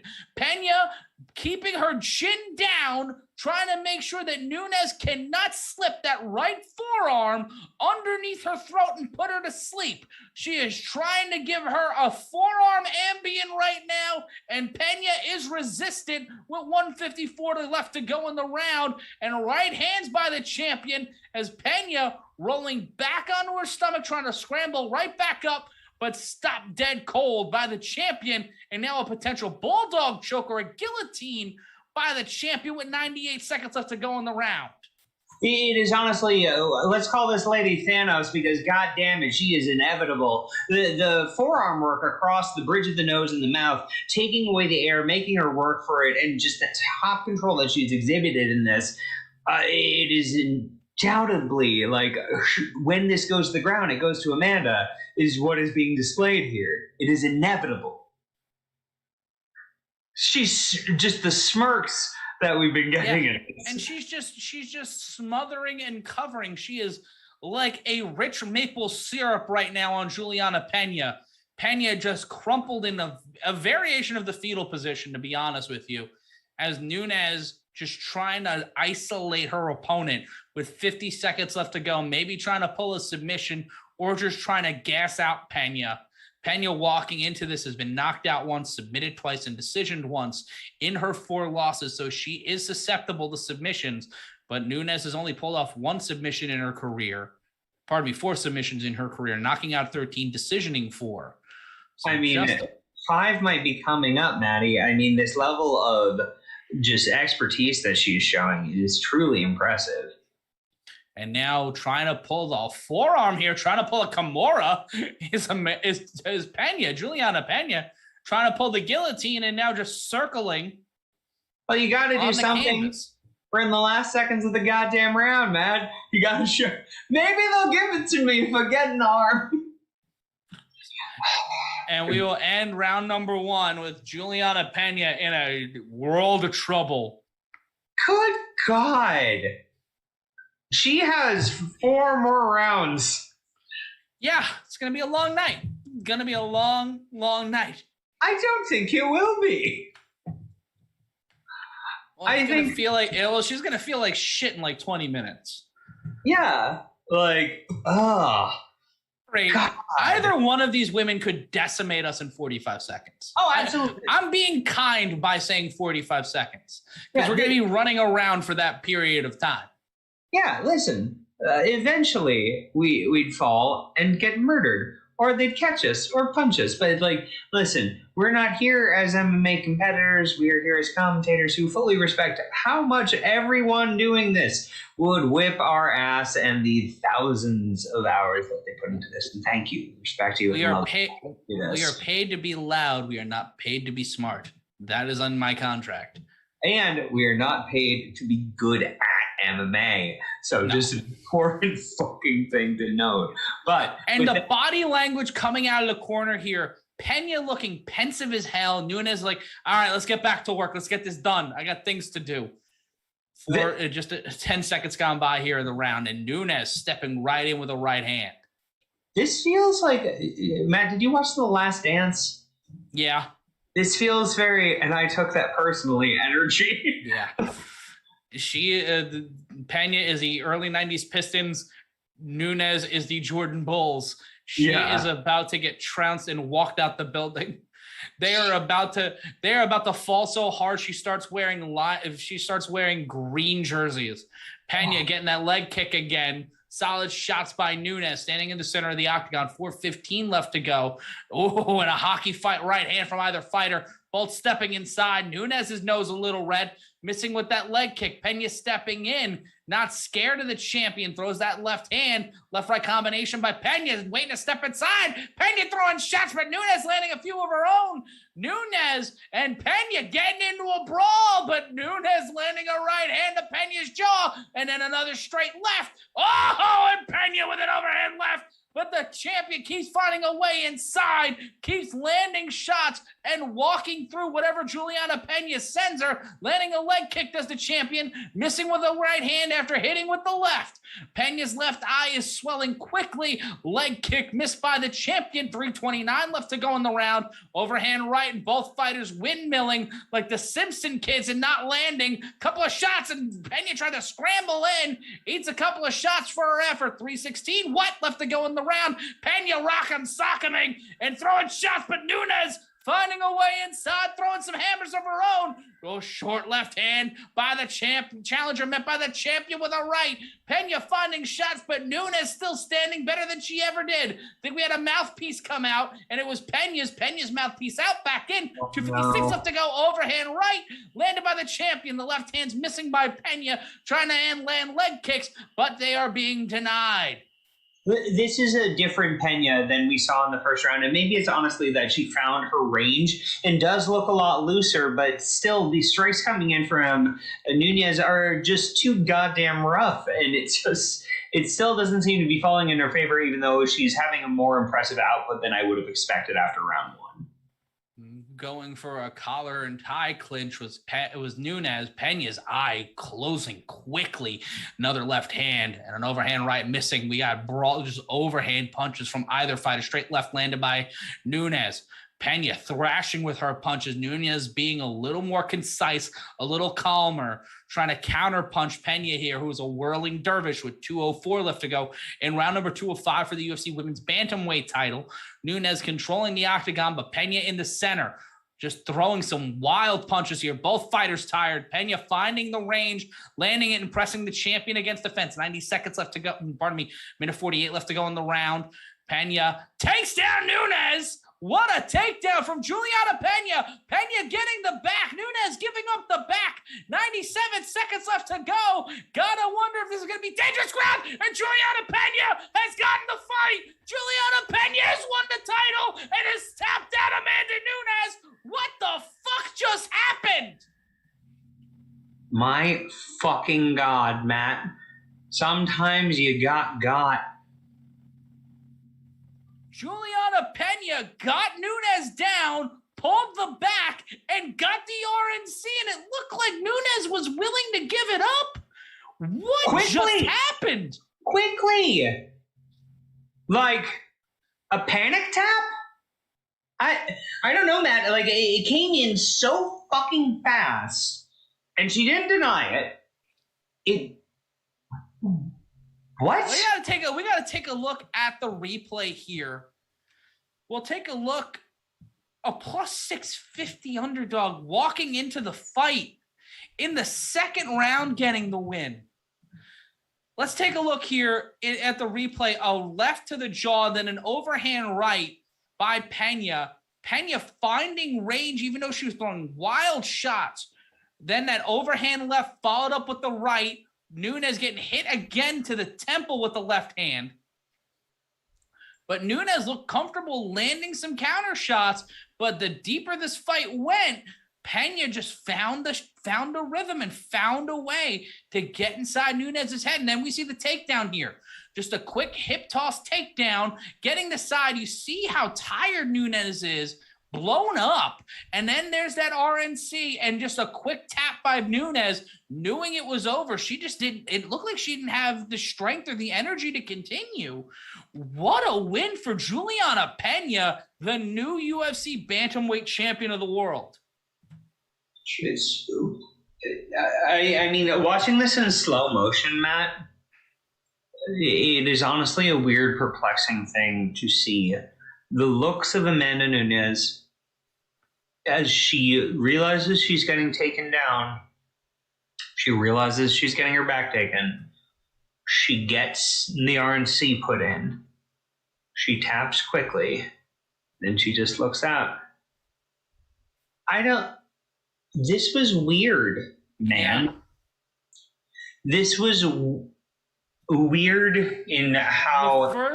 The first person to beat Amanda Nunes in almost a decade, since 2014, and then the first person to tap Amanda Nunes since her pro debut in March 2008. Do you think that Amanda Nunes is going to retire? No, I don't. I think that she now has a reason to fight. And I think that, listen, I came into this fight saying this is a unique challenge and that mental games here were very important, and Pena really exhibited an interesting challenge. The firefight that was happening on its feet, I think if it stayed on its feet any longer, it would have gone to Nunes. Nunes' gloves are off, dude. Nunes took her gloves off. This isn't pro wrestling, though, Matt. I mean, I know people do leave the gloves in the ring, but I don't think this is overly indicative of anything other than she may have also broken a hand, but she's also clapping. I don't fucking know, Matt. What the fuck are we dealing with? I don't know. I think, and you see Misha Tate celebrating. I am very confused. Juliana Pena, I believe her daughter's in there. Her parents are in there. What a night for her. I mean, congratulations to Juliana Pena. Like, she showed... I'm not taking anything away from her victory, but I don't know what to make of this entire situation. Well, it looks like, and this is speculative entirely, and forgive me, Amanda, if this is that, but it looked like when the takedown happened, there was a certain inevitability to that RNC that was just kind of on her face, even though she had been controlling the ground. And I don't mean that there's like any funny business behind it or necessarily overly speculate about what her possible thought process was even there, but it did not look like an active, I need to defend this, I need to defend my fucking championship look. And again, it might just be me judging faces, but it looked like a weird thing where I do somewhat question where her mentality is after that. And it was just like a 180 from what we saw at the start of the fight, the start of the second round. Nunes was so focused and locked in, but the deeper that round went, just Pena was able to land shots. I saw someone comment on Twitter that she just gave up her strategy. Someone calling this the sloppiest UFC title fight they've seen in a long time. Like, I don't know what to make of this fight. Case will bring you in a second, but I think this was a bunch of big looping shots in a fucking hockey fight. And then 2 exhibitions of fucking grappling, one where it was definitively Amanda, and one where I was shocked when it didn't seem like Amanda knew how to grapple in the same way anymore, or didn't have the will to. And I don't know what the fuck to make of that. I mean, big ups to Pena. This is amazing, and ending the reign of the GOAT is a huge fucking deal, and she has put in the work to be here.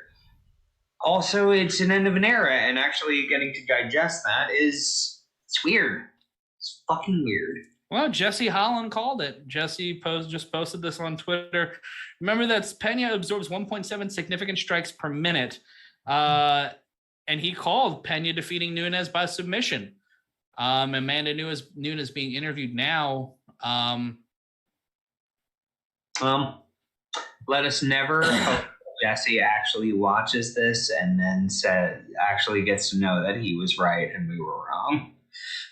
We were all very wrong, but I'm not mad at being wrong here. She put together a beautiful few moments. Yeah, and just was able to.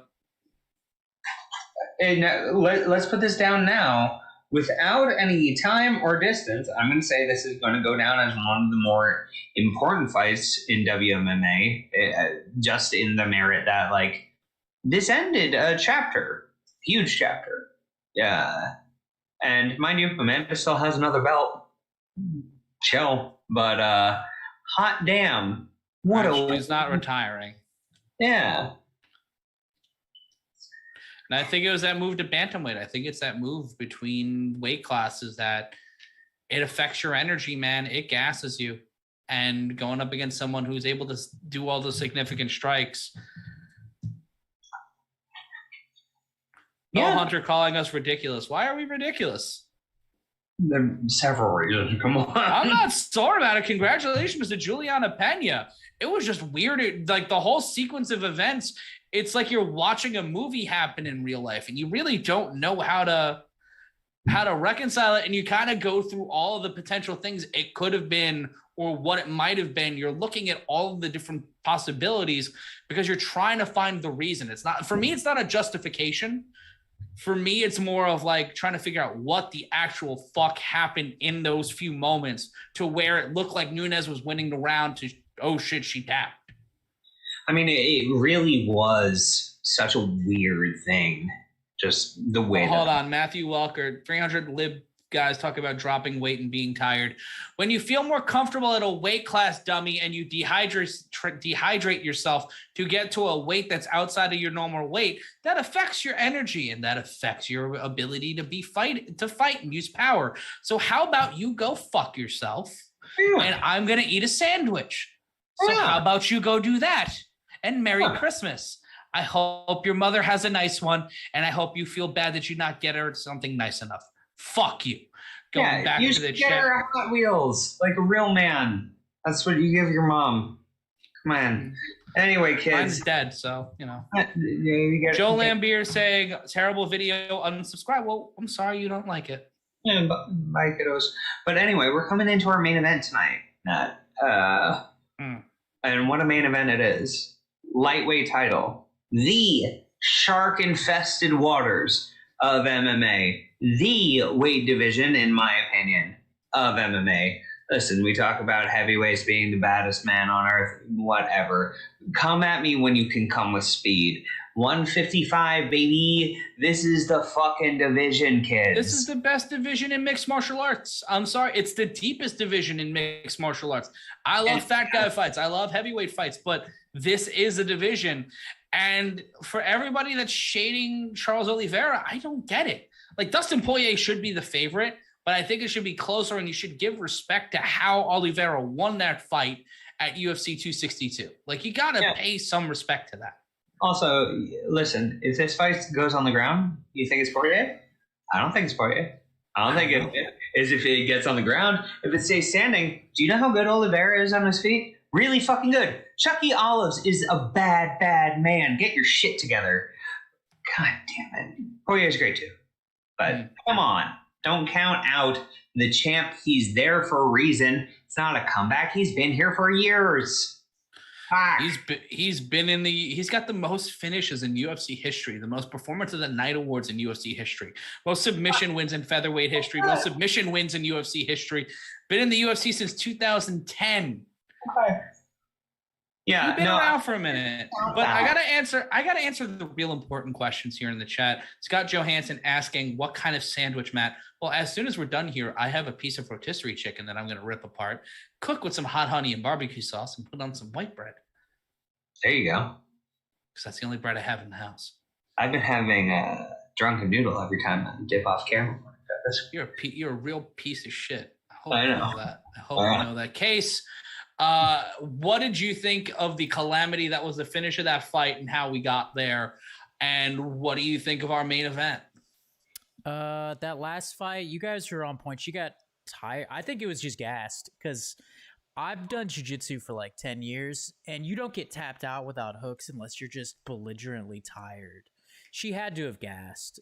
It's the only thing I can reconcile, because she's been a brown belt for what, a decade, if she's not already a black belt. So yeah, dude, she had to have gassed. Not that the technique was bad from Pena, but dude, if you're getting tapped when no one has hooks in, if you see that in the gym, you're like, you just looking like, are you a white belt? Like it wasn't bad jiu-jitsu from Pena. It was unusual gassing from I think that's a very astute thing, Case. In our segment of That's the Case with Case Harts.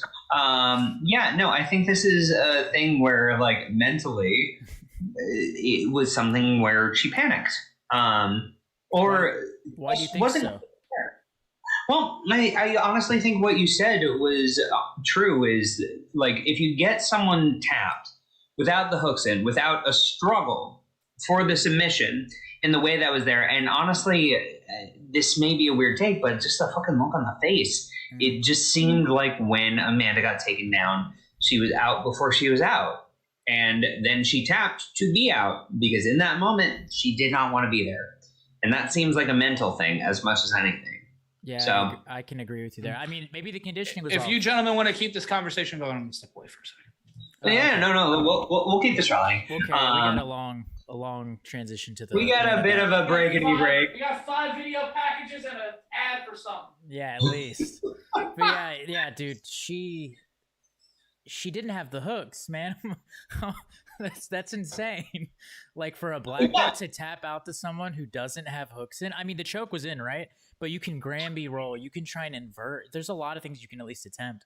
I think she had to be injured, or I don't know, man, dude. It's weird. That's like one of those things where like I can't explain it. That's weird.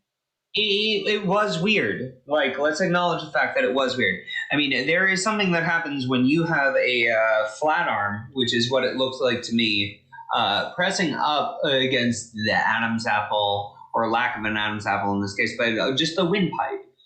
When you do have that, like, that does elicit a panic thing, particularly if you had just breathed out at all and you just can't get your breath. That can explain, like, just feeling that breathlessness before someone gets in double leg hooks. But, like, it is weird because normally it is the taking of that breath that you get out of that double leg and the level of control and the I got feeling that will help explain the eventual dragging into the deep waters downfall that will happen with a choke. But we did not have it in this case. But you could see it from the takedown that it was like, I think she might get this. No! Weird animal. But, you know, I wouldn't be surprised if we hear something later about sickness based on the fact that she came in light. And maybe there was a gassing issue here that we were dealing with. But I'm actually going to say that I don't think it was a gas. I think it was a mentality thing. I think it may have been a breath thing. Not that she lost her breath from being out of shape, but that she lost her breath somewhere within the takedown and immediately got that panic button hit with a forearm across the throat. So that's my spicy. We're about to have walkouts for the main event. But Shayna Baszler from WWE SmackDown said she didn't just beat Nunes. She didn't even have hooks in. As you were saying before, Case, she broke Nunes. We live in bizarro world now. Yeah. Up is down, left is right. Cats and dogs. Do you think she gets an instant rematch? Because, I mean, she deserves it based on her accolades, but do they make it? I think she does. And after that first round, it's the same reason why Conor got the rematch with Poirier. Like, you can make the argument out of it. Yeah, I mean, like, who else is there in the division that, like, makes a more interesting pay-per-view buy? No one. Shevchenko like this. No, Shevchenko coming up to fight Pena. That would be that I can see, and I would see Shevchenko coming up and beating Pena. I think Shevchenko can beat Pena. Again, right. And I'd also say that if we want to make some wise matchmaking, throw that on the same card where you have Amanda Nunes defend that other title, and then we got a banger of a rematch for either outcome. Big brain right there. I like that idea. I see the future. It's pretty cool. Gang. I'll disappear real quick, but I'm picking Charles Oliveira by submission. You guys take it away. Interesting. All right, we see Dustin Poirier making his walk to the Octagon. Not done well in undisputed title fights. He is 0-1 in undisputed title fights, losing to Nurmagomedov, a former interim lightweight champion. He won that title over against Tony Ferguson. He beat the now fired Kevin Lee, Jared Gordon, among others, in this UFC run. His that's Charles Oliveira. I'm sorry. Poirier's won his last 3 fights over Conor McGregor and Dan Hooker. The last loss he had was to Khabib Nurmagomedov. That was actually the first fight I called here on Combat Culture. Prior to the Khabib loss, Poirier won the interim lightweight title and got TKOs over Eddie Alvarez and Justin Gaethje and a submission of Anthony Pettis. He's knocked out 14, submitted and decision 7. He's been knocked out, submitted, and decision twice. So Dustin Poirier walking back into the cage for the second time for the full UFC lightweight title. Those 2 wins over Conor McGregor have to give you confidence no matter what condition Conor was, going into those 2 fights. Those 2 wins in those moments under that spotlight and that scrutiny has to do a lot for you, especially coming off of the Khabib loss a couple of years ago. Yeah. If you think that a dual Conor McGregor wins in a row are not a big deal in this day and age, then frankly, you don't have the context in MMA. I'm also going to say that Poirier is a different man than he was when he faced Khabib. Do I think he beats Khabib now? No. Do I think many people beat Khabib now? No. But this is the battle for who is the best active competitor in this division. And Poirier is a bad, bad man for that. And to Fo Sushi, who says Brendan's the worst at commentary, I just really want to talk about the hot sauce that Dustin Poirier has. It's really fucking solid. I really think it is the real advantage that he has in this fight is that he brings the heat because he makes hot sauce. Because I make bad commentary. Cheers. You make bad commentary. I make it bad. Brendan has just the worst analysis. I wouldn't say the worst. I mean, it's not. Is it better than mine? No, but I'm the pretty one, so Matt, why are we taking so many things from me in 1 second? Oh, I because you have things. I don't. This wall's fake. I got whiskey. I got a Christmas tree, and whatever else is in this apartment. This production of This A Wonderful Life that will be continuing after this live stream shall be very wonderful. Mary! James Bogart calling me a 4-eyed ginger. Well, I do wear glasses and I have long hair, but that doesn't mean I'm not pretty. What a funny thing to say. You have glasses, nerd. My God. And hair that's of a color. Oh my. I hope you don't bleed guts. And I wear it in a bun because my hair's too long. The lightweight champion, I am pretty. The ring with fucking glasses on, and you're gonna be the shitbird who's like, 4 eyes. Eat a fart. April Sargent calling me a dork. Ooh, we're hitting me with the 1985 comebacks. Right. We're going to jump in your IROC Z, listen to Foreigner, and then, go masturbate and cry in a closet? Yeah, that means whale penis. So we'll take that as a compliment because we have... That's when Case leaves this moment where whale penis. Case is punched out. He is disavowed us. Shout out to Rich Hine joining us on the program. Hey Rich. We've got thank you Nathaniel Mallinson, you're a sweetie. Malin. Gingers are really good at Halo though. That is not true. I was terrible at Halo. I sucked a bucket of chainsaws. I was not good at Halo. I nearly got suspended from school because I played Halo through a fire alarm when it came out that day. Good man. I didn't know. Apparently you can get in trouble for that. Charles Oliveira, fantastic hair. Walking into the cage, walking to the octagon with his spectacles on. Yeah. It's always dangerous when a dude who needs glasses or contacts is just wearing glasses to the cage and is not wearing contacts. The Stan the Lariat Hansen form of fight. Someone's neck gonna get broke. Yeah. Listen, I don't need to see you to take your fucking head off. That's fair. James Borgard saying, don't take it too hard, dude. I'm defending myself. So how about I'm not taking it too hard, but also don't be a dick on the internet.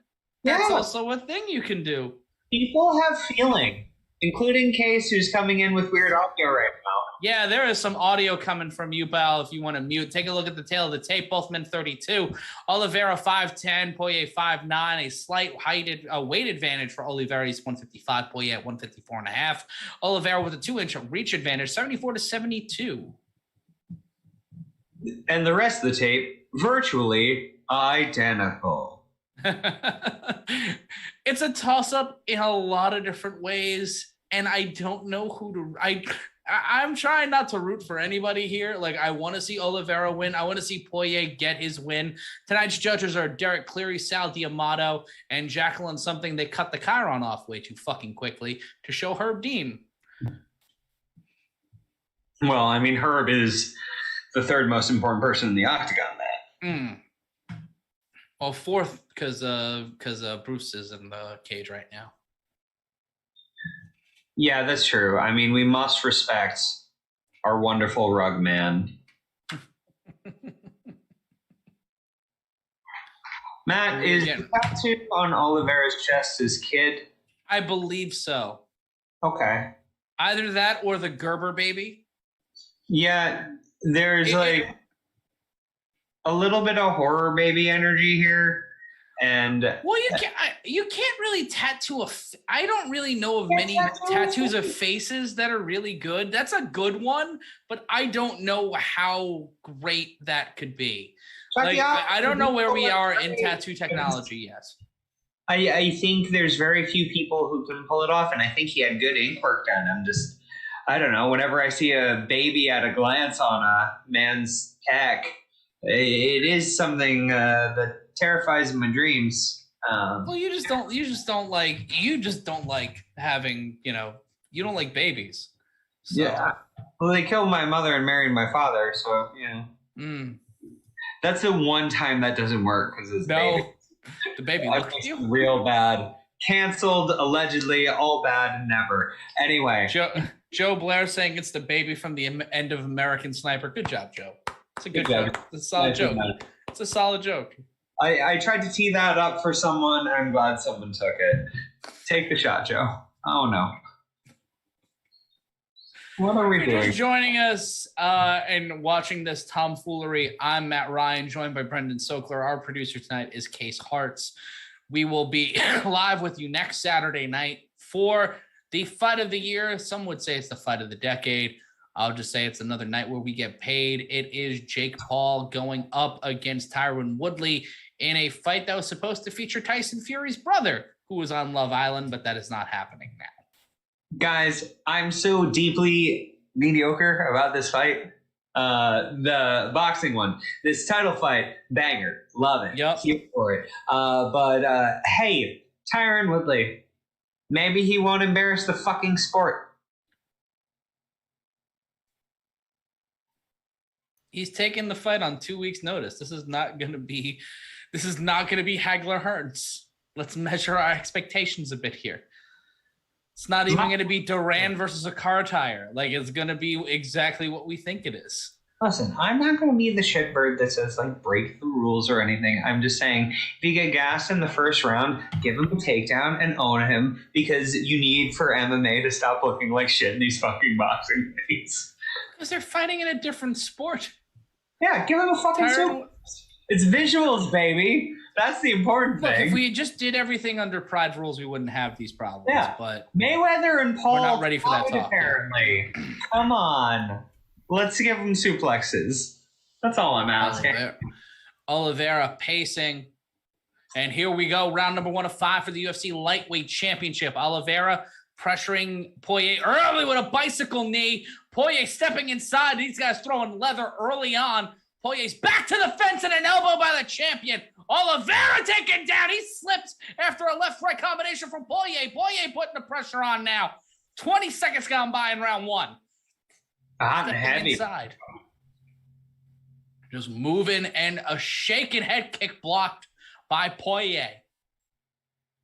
30 seconds gone by. Overhand right, landed by the challenger with a straight left-right combination and a collar and tie clinch into a Muay Thai. And Poirier just lifting up the champion and pushing him away.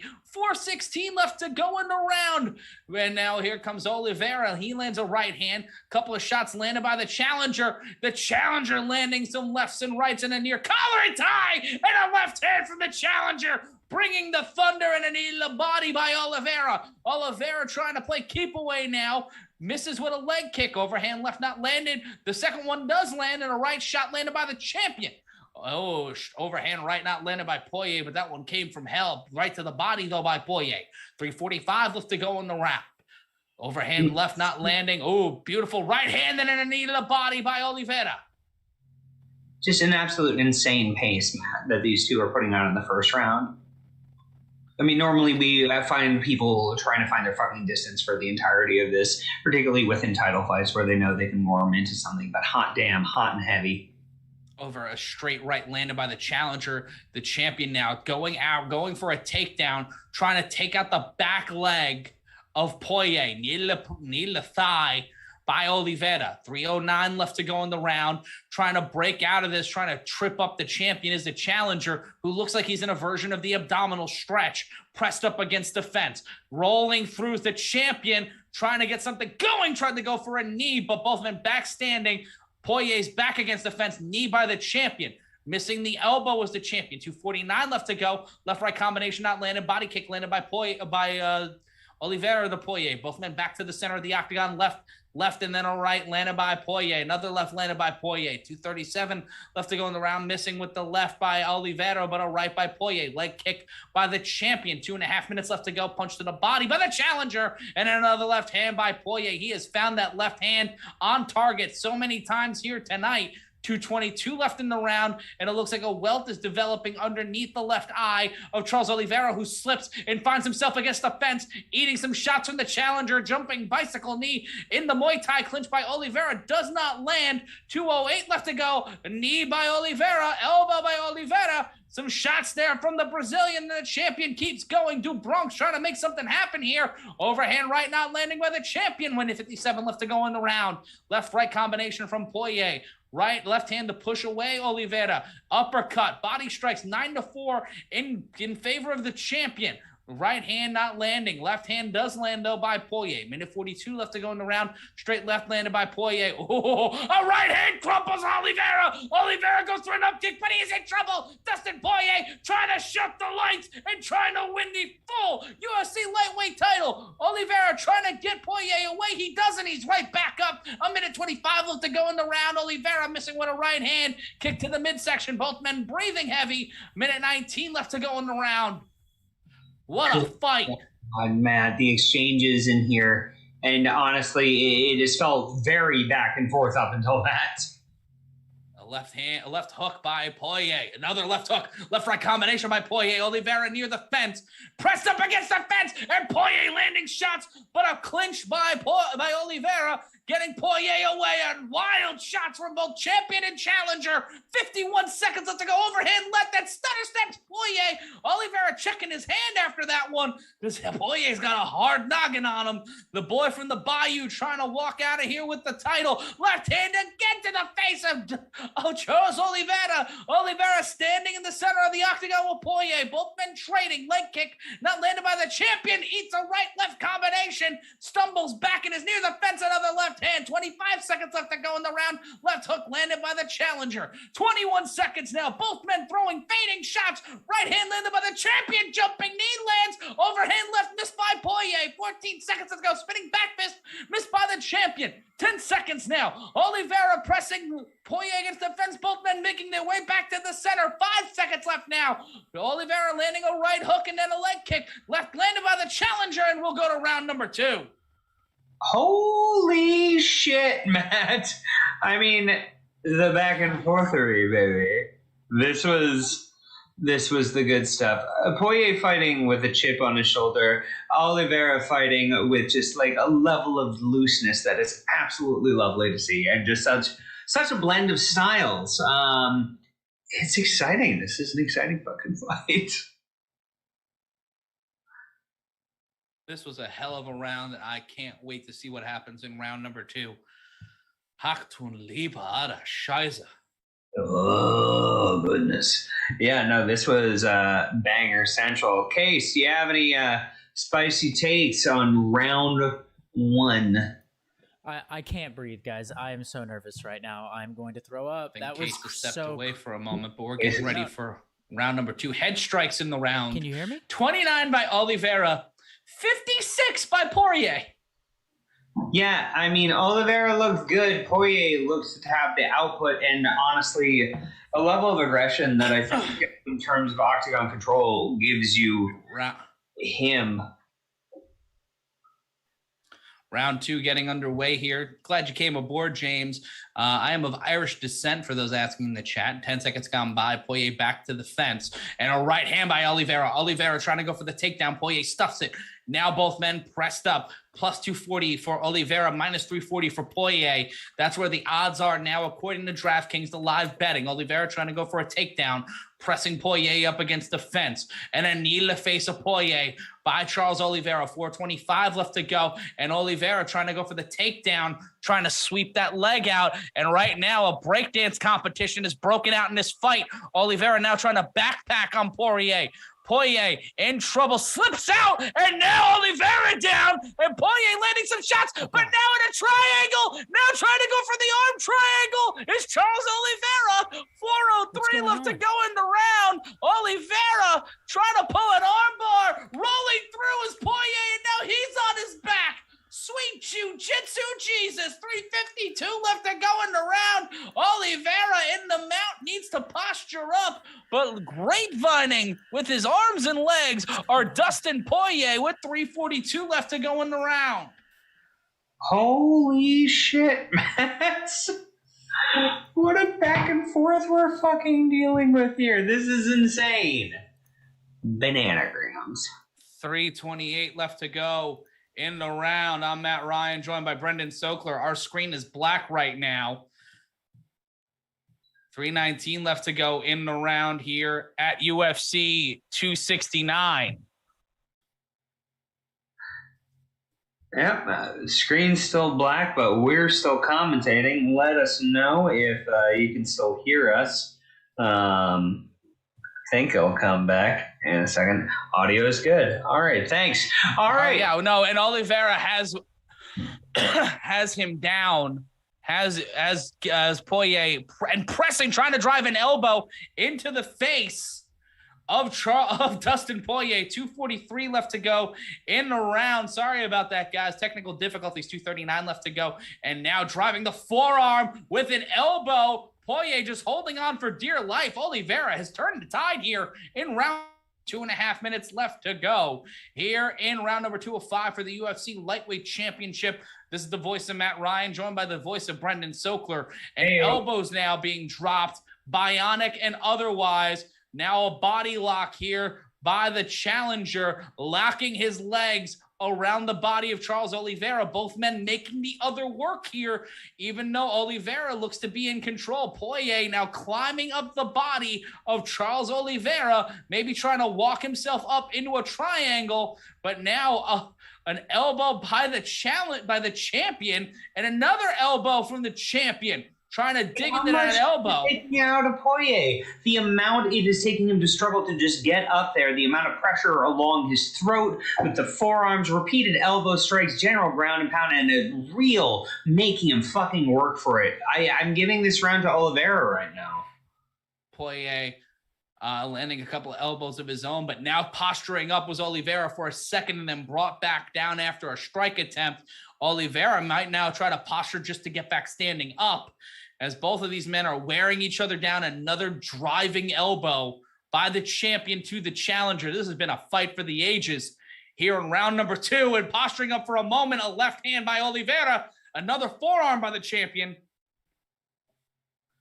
And now looking for something here with 1:02 left to go. Shout out to everybody watching us across the Combat Culture Network. Left hand landed by Oliveira, as he is on top of Dustin Poirier and just smothering and wrapping his face in hands, like disorienting or trying to make it harder for Poirier to breathe. and also might end up like just screwing with Poirier's eyes. An interesting strategy here by the champion. 35 seconds left to go, and those legs still interlocked. It's smothering. It is a thing where you are taking away their ability to breathe, to feel comfortable, to try to elicit that panic feeling and really make them make a mistake. And particularly after having that much top control for that long, this is a good chance to try to deviate from what has been happening. And now, mind you, Poirier putting in a body lock and really making Charles Oliveira work for it, but Oliveira being incredibly effective. Oliveira standing up and landing shots on Poirier. 3 seconds left to go. He stepped away, and then an Orange Cassidy kick by Oliveira. And now, for me, this fight's tied up 10-9, 10-9. Well, fuck, Matt. What a thing. I got this round to a round right now. And goddamn, I mean, the Orange Cassidy kick column's pretty great. But yeah, I mean, a heck of a fight, and we still got 3 more rounds, 1 apiece. As it stands right now, I still don't think it goes to the judges' scorecards, but we'll fucking see. This next round is going to be really fucking informative. We have over 1,200 people joining us live right now on the Combat Culture Network. Please share it on Facebook, Twitter, and Instagram, and also tag us on Facebook. I'm Ryan Consulting, at Brendan Sokler, at Case Harts, and at Stephanie Sotilli. At Steph Sotilli on Twitter for Stephanie. Yeah. And this one is the 3rd round. Herb Dean, once again, is the official for this fight. We are live. We are from California, New York City, and Texas. The fight in Las Vegas, Nevada. We're getting ready for round 3 right here at the T-Mobile Arena. Both men will touch gloves, and here we go at round 3. Pressure immediately applied by Oliveira. Quick can kick. A left hand by Poirier, though, getting out of the Muay Thai clinch, but another head kick attempt by Oliveira. Oliveira once again switching to the belly to back, trying to go for another takedown.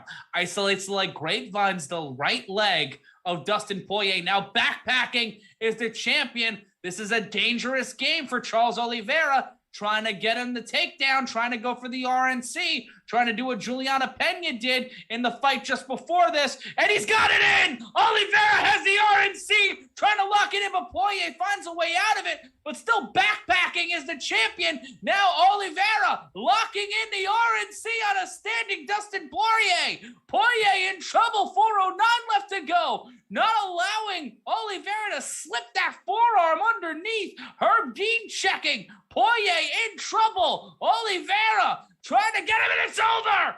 Charles Oliveira in the 2nd round, backpacking his way to a successful title defense. He dropped Michael Chandler. He tapped Dustin Poirier. Charles Oliveira, the toughest man at 155 pounds, and Dustin Poirier got and defeated here tonight in Las Vegas.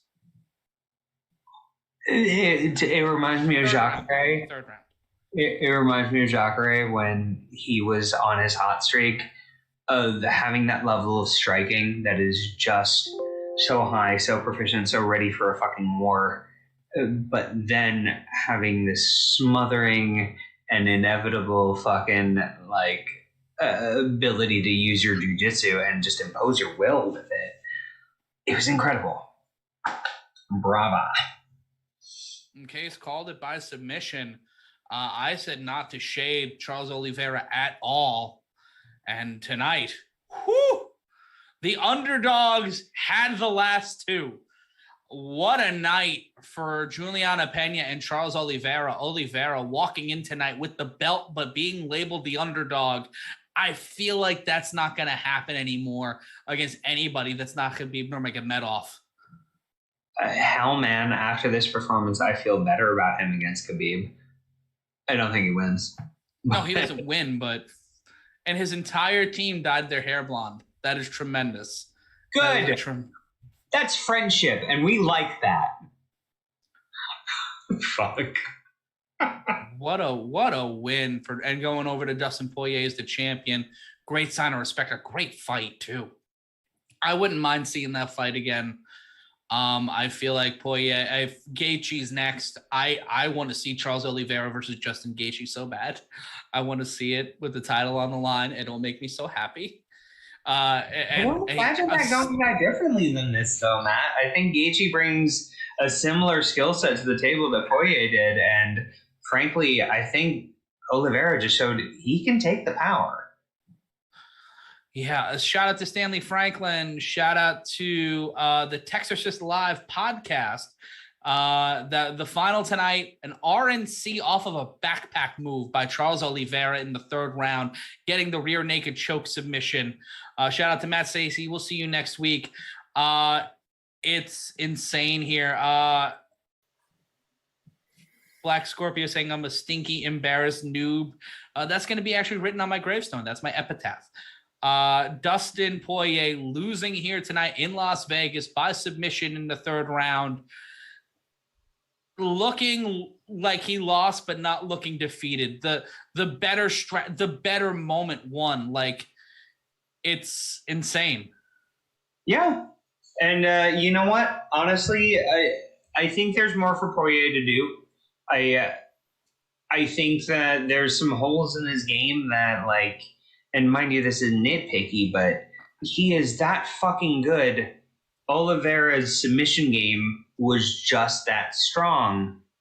I'd be very curious what happens with a Dustin Poirier that trains very extensively to defend this sort of thing, because the striking game isn't going anywhere, and he's still young. I think he still has some stuff in his tank. So yeah, I'm just looking to see if there's any updates from a certain person's Twitter account right now. Oh yeah, nothing yet. Nothing yet from him. Probably Olive's mom. It's she coming. Eat. So Charles Oliveira remains the UFC Lightweight champion. His 20th win by submission by. He's now 32-8-1 no contest. Damian Maya asked Jesus, like, good for him. Is he number one in UFC for submissions, or where is he? Walking into this fight, I believe he was. Let me check our stat sheet. Yeah. So, yeah, he had the most submission wins in UFC history, most submission wins in featherweight division. Most submission wins in UFC featherweight history, most performance of the night bonuses in UFC history, and most finishes in UFC history. He's added to all of those tonight. How do we continue to sleep on Charles Oliveira? Because this division is so deep that you can't see past the top. Like, you can't, like, the layers of just the it's not a skin deep division. It's not a dermis division. Oh. And you keep getting distracted by the bright lights and the Conor McGregor of it all to see this dude's been grinding since 2010 in the UFC. And also his last loss was to Paul Felder 4 years ago. Wow. All the more reason that Paul Felder should come out of retirement, if only to also expand his ever-growing acting career. He was great on Hacks, people. Watch fucking Hacks. But as we get closer and closer to 1 o'clock here in the Eastern Standard Time Zone, I do believe that we are going to get ready to wrap things up. Case, I want to go to you. Your final thoughts on the night of the upsets, the night of the underdogs here tonight in Las Vegas at UFC 269. What'd you take of the call? What's your biggest takeaway from tonight? Oh, biggest takeaway? Amanda Nunes is either... And we can't hear you, even though you're talking to the audience. They can hear me. They can well, hear me. shit. You can't hear me. I'm assuming he's saying, I just liked working with you both. You're both so nice and handsome. I have a very cool hat. You could have a cool hat too. For the people that can't I believe in you. Hear me. Who doesn't like cool hats? Cool hats for everybody. But okay, there we go, guys. Sorry. Not a good program for this, but it's been muting me on and off. But Charles Oliveira is amazing. I told you guys submission, and are you guys surprised? Like, he finished in the same way Khabib did. No. It's not a matter of surprise. It's a matter of, you would think Poirier the toughest fight he had was a Khabib fight. You can give Conor the first round of either of the two fights they had, but you walk into this thinking, oh, Poirier's got an answer for this. Like, he's like, it's his turn. It's his turn. You think the same, like when you think of the four kings of the 1980s in boxing in the late 70s, early 80s, it's like, oh, it's got to be his turn. The other guys are gone. It's got to be his turn. And then you accidentally shade Oliveira because he wasn't in the mix like that 2-3 years ago. And the institutional memory of that division kind of gets treated the same way the UFC light heavyweight division did during the Tito, Chuck, and that era, the Captain America era of the UFC. Like you don't look past the dermis, as I said before. Yeah, I understand what you're saying. It's just, it's hard to pick against Oliveira right now. The thing that you asked me, what is my big takeaway? There's a few, but with Oliveira, he needs to stop falling in love with his striking because it's his biggest weakness, as good as it's gotten. Because the only problems he had in this fight were when he got too comfortable in the pocket. And what won him the fight again was his world-class elite grappling, right? Like his grappling is only second to maybe Khabib or Islam Makhachev if he ever gets there. And he's falling in love with striking, and I'm sure you guys noticed he got hit a bunch. And he's got to be real careful with that against Gaethje's, against Chandler's. And I hope he doesn't fall in love with it and we see like a fall from grace from not focusing on the jiu-jitsu and then Hail Marying it later in rounds. But I think it's an interesting animal that you bring up, Case, in the regard that do we think that either of those men, Gaethje or fucking Chandler, have the same level of power that Poirier does? I think it's comparable. I think Poirier is a bit more accurate than at least one of them. But it is something where I believe he proved his chin tonight, but chins only last so long. I think the jiu-jitsu game question, I think, is more pressing and interesting do you get lax on that, where you also do have some killers waiting in the wing? But he is the most submission-adorned man in the UFC. Mm-hmm. So, I don't know. I think he'll keep grilling it. And his falling in love with boxing the way that he has, I think only serves him. I just hope he doesn't get chinny. You are absolutely right. Playing that, yeah, you know what I mean? Like Cody. I don't want to see him go down the Cody route. I'm worried. Yeah, I think that's fair. I think also we've seen it happen. And also... Cody Garbrandt, what did we do with him? What the fuck did we do with him after that? See how good he looks in a suit and whether or not he likes to prepare for things. Because I think that might be where he ends up going. God damn. Or he ends up in the PFL. Like, there's not a lot of... I don't know if Bellator if he gets released. I'm not saying he gets released, but I don't know if Bellator touches him. PFL has been in a situation where they need someone at that level heading into 2022, and they're looking at global expansion. Sure. For me, it seems like the best possible answer for them, but I'm not the matchmaker there. If I were, there would be a lot more freak fights, like a lot more freak fights, like an ungodly amount of freak fights. It wouldn't stop. I would hire Bob Sapp in the year of our Lord 2022. I don't care. But that's just me. And that's why every time I send the bosses at Combat Culture a show proposal to where we just do various freak fights across the country, I am told in no uncertain terms to never send these again, but I keep finding ways. Because I have different email accounts and different aliases. I am, in fact, Robert California. But Brendan, what is your biggest takeaway for tonight in regards to the lightweight division? Where do you see this time next year? Is Charles Oliveira still the champion? Yes. Really? Yeah. No, I do think that. I think that we saw what Charles Oliveira does against a striker tonight. And I think Gaethje is dynamic and really mixes up his highs and lows. A good utilizer of the leg kick, which I love. But I don't think there's an answer to Oliveira once he grabs you. And I think that even the biggest challenges. I mean, Matt, who are the next challenges? Give them to me. Rattle them off. Gaethje. Great. Gaethje, Chandler, if he wins a comeback fight. Chandler. Connor's been saying he's got next, but who the fuck knows with him? Connor is not even going to fight at lightweight. That's not even a question for me. He's just not going to fight at lightweight. He's a middleweight now. Yeah, maybe. I think he's going to 170 with a ill-guided idea that putting on that much weight will help him. But honestly, idle hands being the devil's playthings, he wanted to train, and I commend him for that. I don't necessarily think putting on that much top-heavy muscle is going to serve him in the long run as much as I do love him. But I don't think we've named a guy that I don't think Oliveira has the propensity to tap or possibly beat in a fist fight in terms of punches and bunches and just being able to outlast. But this, to me, my big takeaway is that this is Oliveira's division, and that it's about goddamn time we put some respect on that name. Olives.